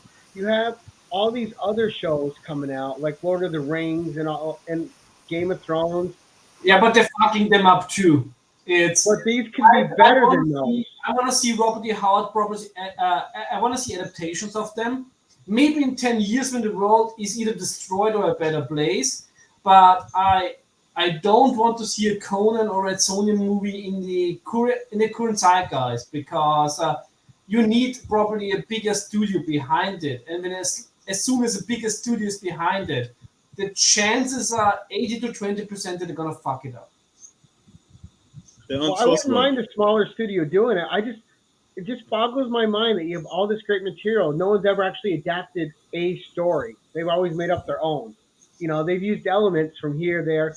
Even the Conan movies, there was part Call, part Conan, and a little bit of Yeah, this and a little bit of that thrown in. Just you have all these stories, man. Just adapt one of them and make it great. They just don't want to do Robert it. E. Howard didn't leave a little bit behind. He left a Yeah, he left a lot lot. of good material there. for He was uh, for prolific. for that short lifespan, incredible. He created worlds of several Now, lifetimes. Gary, did you watch the movie that we talked about last year? The Robert E. Howard movie with what was No, it? with Vincent D'Onofrio? Yeah, No, I haven't seen that yet. Oh watch it. man, you gotta watch it. Because I remember looking on the streaming services and I couldn't find it, so I think I'll have to order it. You have to get the DVD on the second market, Yeah, what was it called secondary again? market. Um, The whole wide world. Yeah, yeah, the that's it. whole I got it saved somewhere. I was looking for it for a little bit too, then I forgot about it. yeah, because I had watched that a couple weeks ago again, and I was like, man, this movie went so like we talk about Copland going like that movie just went completely under the radar. You know, I, consider yeah, with I a few weeks ago, I think I posted about the movie and how Vincent D'Onofrio portrayed Robert Howard so well, and Vincent D'Onofrio liked it. nice. You know what pisses me off though is I can go in a Barnes and Noble Blu-ray. or any big um, bookstore, right? And you'll see all these collected editions. Edgar Allan Poe, the Cthulhu guy. I can't. I just Yeah, H.P. Lovecraft. yes, H.P. Lovecraft. All, but you never ever see a Robert E. Howard collected edition. He Well, just I one have of a those. nice leather bound one. Well, they just always disrespect him. They never put him in with those authors, and his work. I mean, he was just The, making the stuff, and it world was he good created, stuff. the Yeah, world he I created think is we're just getting better top editions than we're getting from Clark Ashton Smith. I mean, he created the sword and sorcery genre. So why is he not getting that respect? Why are you not going in and seeing every year a new finding of? It's because we have to accept we are a very niche audience. Right. The I mean, horror I have some that community, they do, but they don't advertise them. That they're yeah, really yeah, nice. But the horror community is way larger than the fantasy community, and even within the fantasy community, we are like the edgy outsider in the fantasy right. community. Hey, I grew up off a lot of that stuff, and I can't wait till me and VV talk about the Sinbad movies. You know, Yeah. Oh my gosh, I just watched all three of them again. I love those oh movies. man, I I'm a don't. huge Harryhausen fan. If you want, Yes, jump on when we talk to movies. yeah, because we're gonna do that for our like 2 year anniversary towards the end of the month that we've been doing this talking stuff. So we're gonna talk Sinbad. Yeah, I just watched six. I gotta rebuy Jason and the Argonauts. That's the only one I haven't rewatched. But I just watched all three of the Sinbad movies again last month. Yeah, They still take me back to when I was a kid, man. They still have that Man, magic to I, them. I I feel like today's kids missing out because when we grew up, we had those marathons that they used to play Yeah. all the variations of Sinbad movies, and I would sit there and watch them all day.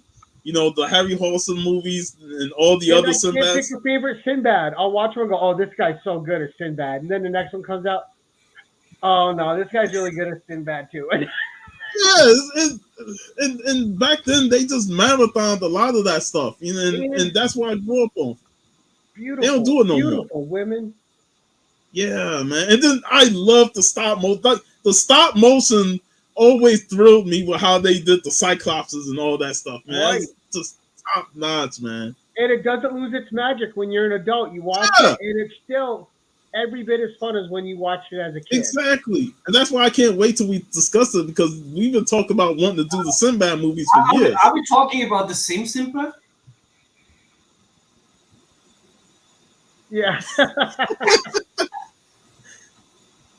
Hey, always remember him in the Arnold movie with the put the cookie down with him and Phil Yeah, Hartman. Jingle All the Way. Yeah. yeah. Hey, he's a great Sinbad too. Yeah, that was a great Simba. He gets a special mention on a Simba stream. All right, I got one question I want you both of your opinions on because I think so. You know how Dynamite now has they had the Merca and Doubtful Red Sonja and they introduced Sitha in it. Now there's Red Syntha. Do you think that they're trying to create their own offshoot character because Frederick Momberg and them might take back the Red Sonja character as well? This, Really? I don't think that Dynamite is smart enough. This would imply that Dynamite has a plan what they're doing. and I highly doubt it. I'm kind of burnt out with Dynamite doing Yeah. all these different Red Sonja stuff. Well, they Like, just do too many. Samurai Sonya. yeah, like- Samurai Sonya. like they trying to get all our money because we Red Sonja fans will buy it, but I'm like, no, just give me 1 or 2 series that are good enough for me to enjoy, and that's The it. Red Sonja. Red Sonja fairy tales. I'm not buying any of this bullshit. Like, no. Like, hell no. The Red Sonja 1982, it had a spectacular cover, and I got all excited for it. I'm like, oh, good, a one shot. I bought it, and it was the worst book I read last year. It Well, was, you should have That was hard. you should That have was just hard. looked who wrote it. yeah, Amy Chu. Yeah. My gosh, nothing in that book. Yeah, they drew a character that looked like Red Sonja. She didn't have one of Red Sonja's characteristics at all in that whole book. Yeah. Like No her understanding of who run the was so character is. bad that it Yeah. took Eric Burnham to come in and actually rescue it because Amy Chu just did not understand Red Sonja at all, and I hated the modern Red Sonja in the modern world. I'm like, no, And get why that shit does out. Dynamite She love also her so fucked up much? the They keep stories. advertising her like she's a savior. I don't understand it, man. Like They Burnham love is Amy better. Chu.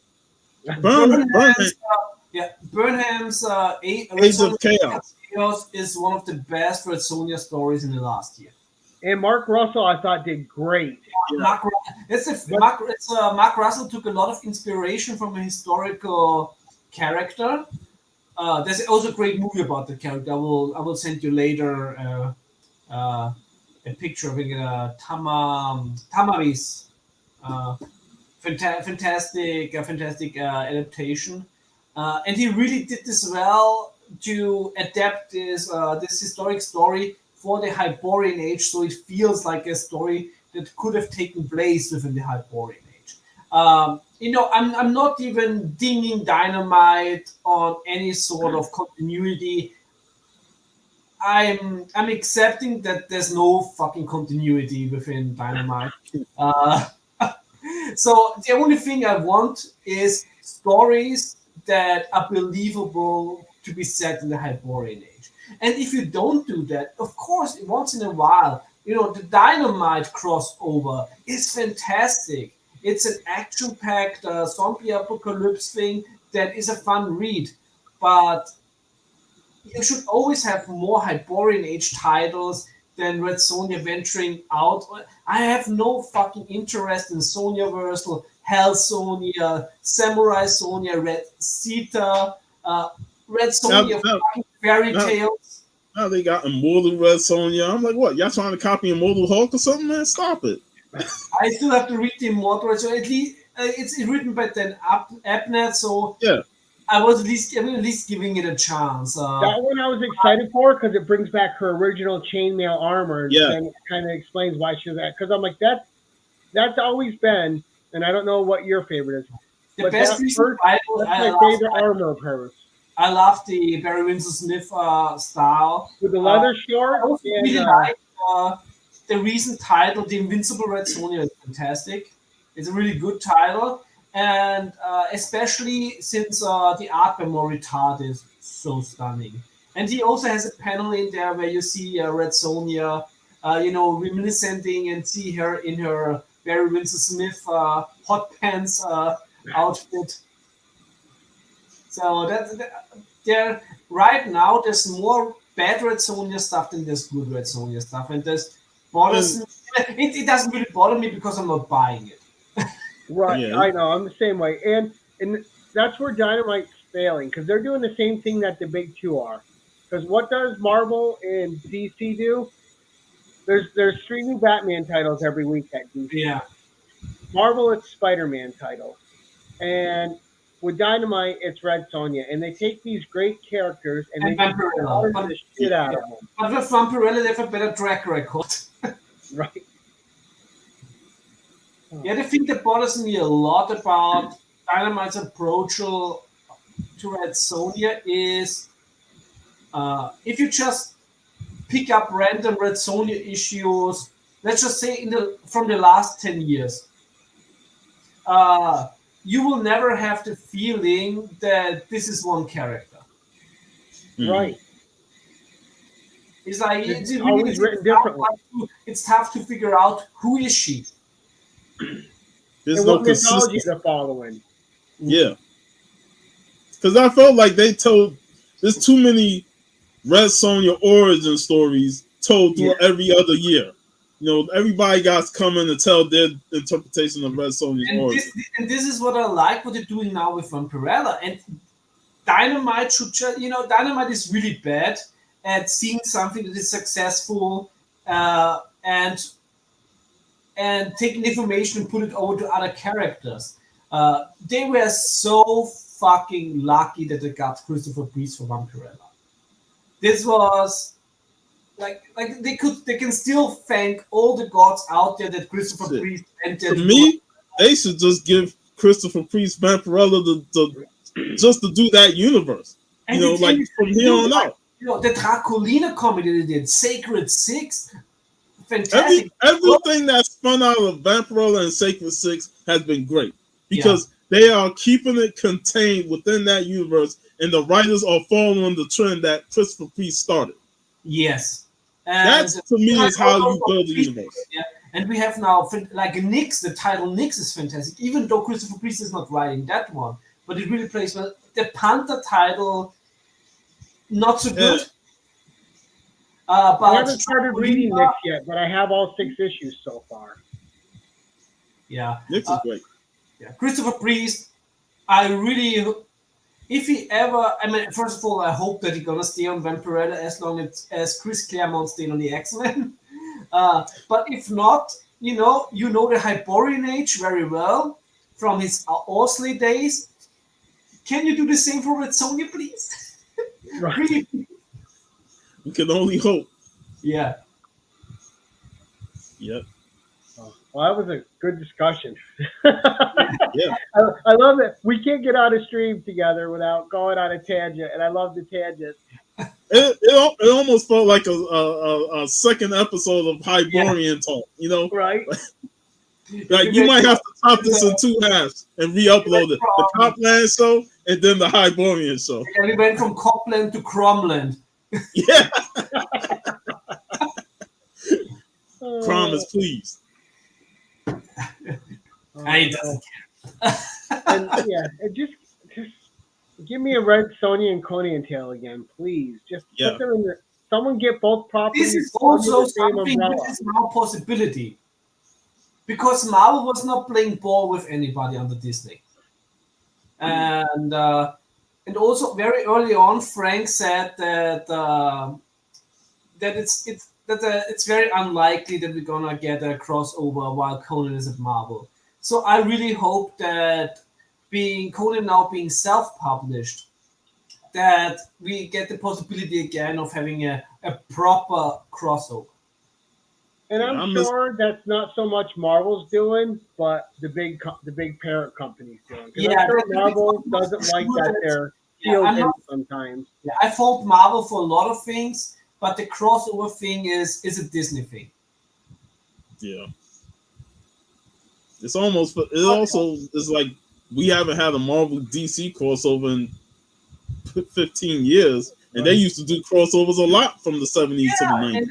And it's always something interesting, and even when I think that the second Dynamite crossover with Spider-Man and Red Sonja was not really well, except for the beautiful Michael Turner covers. That one issue from the 80s was better than the 5 issues. This one issue from the 80s is one of my favorite stories. Like this. Wait, what issue? Like the Marvel team up with Spider-Man and Red Sonja. Spider-Man and Red Sonja. I love it. I read it every year, a couple times a year.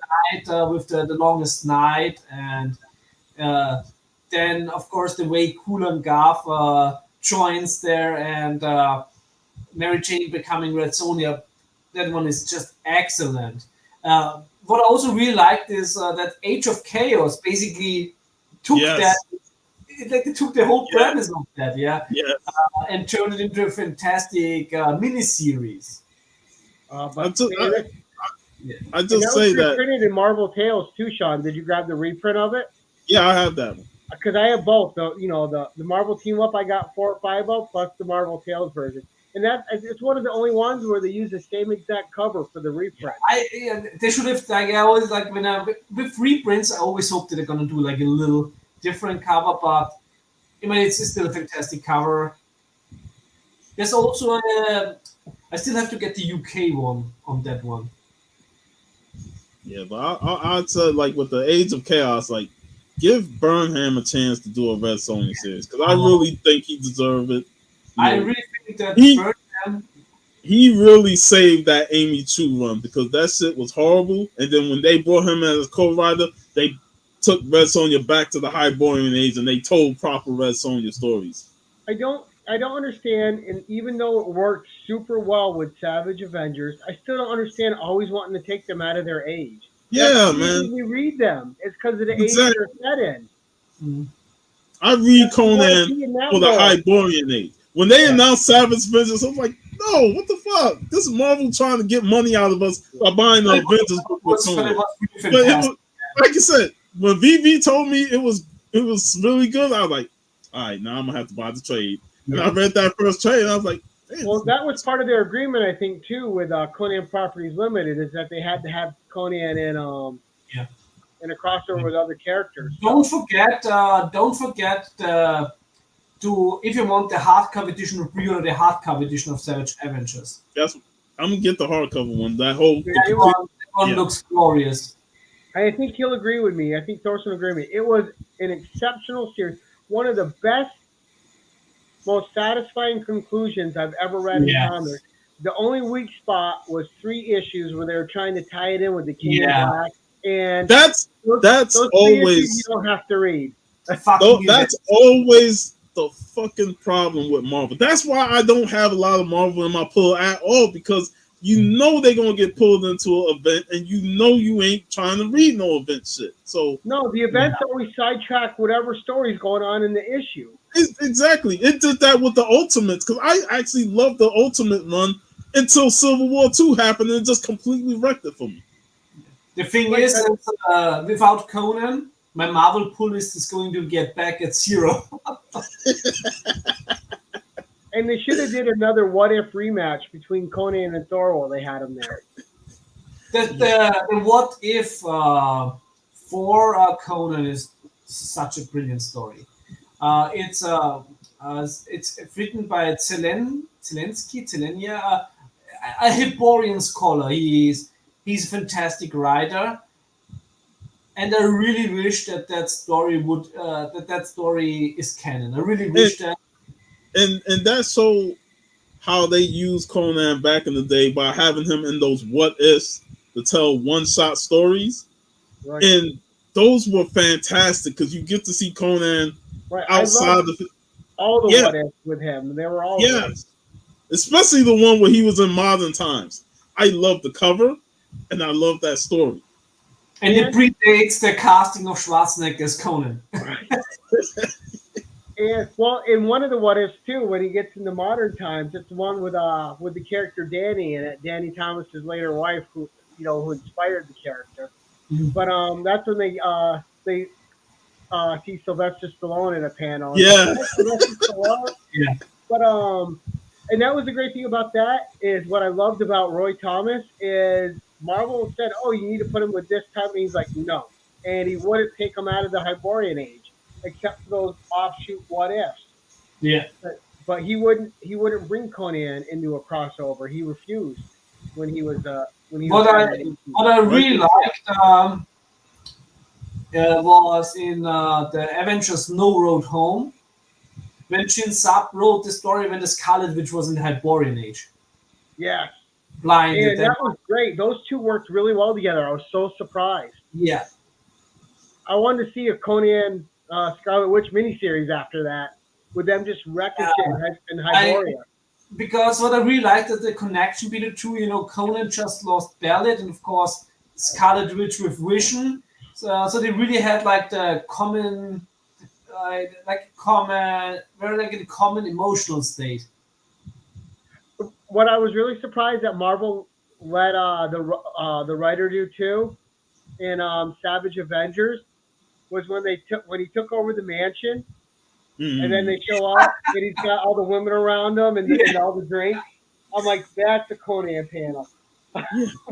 The Savage Avengers really succeeded in taking some of my favorite Marvel characters and making it sense. Like especially my favorite stories were always with. There you have like basically three my favorite Marvel characters. Along and if Conan is a Marvel character, and you would consider that it's of course Conan, Doctor Doom, and Doctor Strange. Right? Yeah. And when I was reading that, I'm like, Disney must not be reading this series because you got Doctor Strange hooking up with everybody. You got You know what? Conan hooking up with everybody. Like all these sides. I mean, in the movie it was completely different anyway. But all the sites that says they couldn't use Shumagorov because of copyright reasons. Yeah, so they named him whatever that weird name No, was. that's bullshit. That's a funny thing because I did some research and Marvel was even using Shumagorov in the Invaders miniseries, which is a really good miniseries. They did even after they lost the Conan license. So either they used him without being allowing him to use, or basically since Shumagorov appears first in a Kal story, that maybe being in the public domain, uh, because the only thing that Robert E. Howard wrote about it was the Ironbound books of Shumagorov. Right. In the Golden Flower story that was adapted for Conan by Roy Thomas. I think issue 34 or something. Beautiful, beautiful cover. And that's like I wrote Fred Malmberg and told him it's like, like Marvel is using Shumagorov like throughout. So has anybody from Disney or Marvel Studios come to you and even asked? It's like, nope.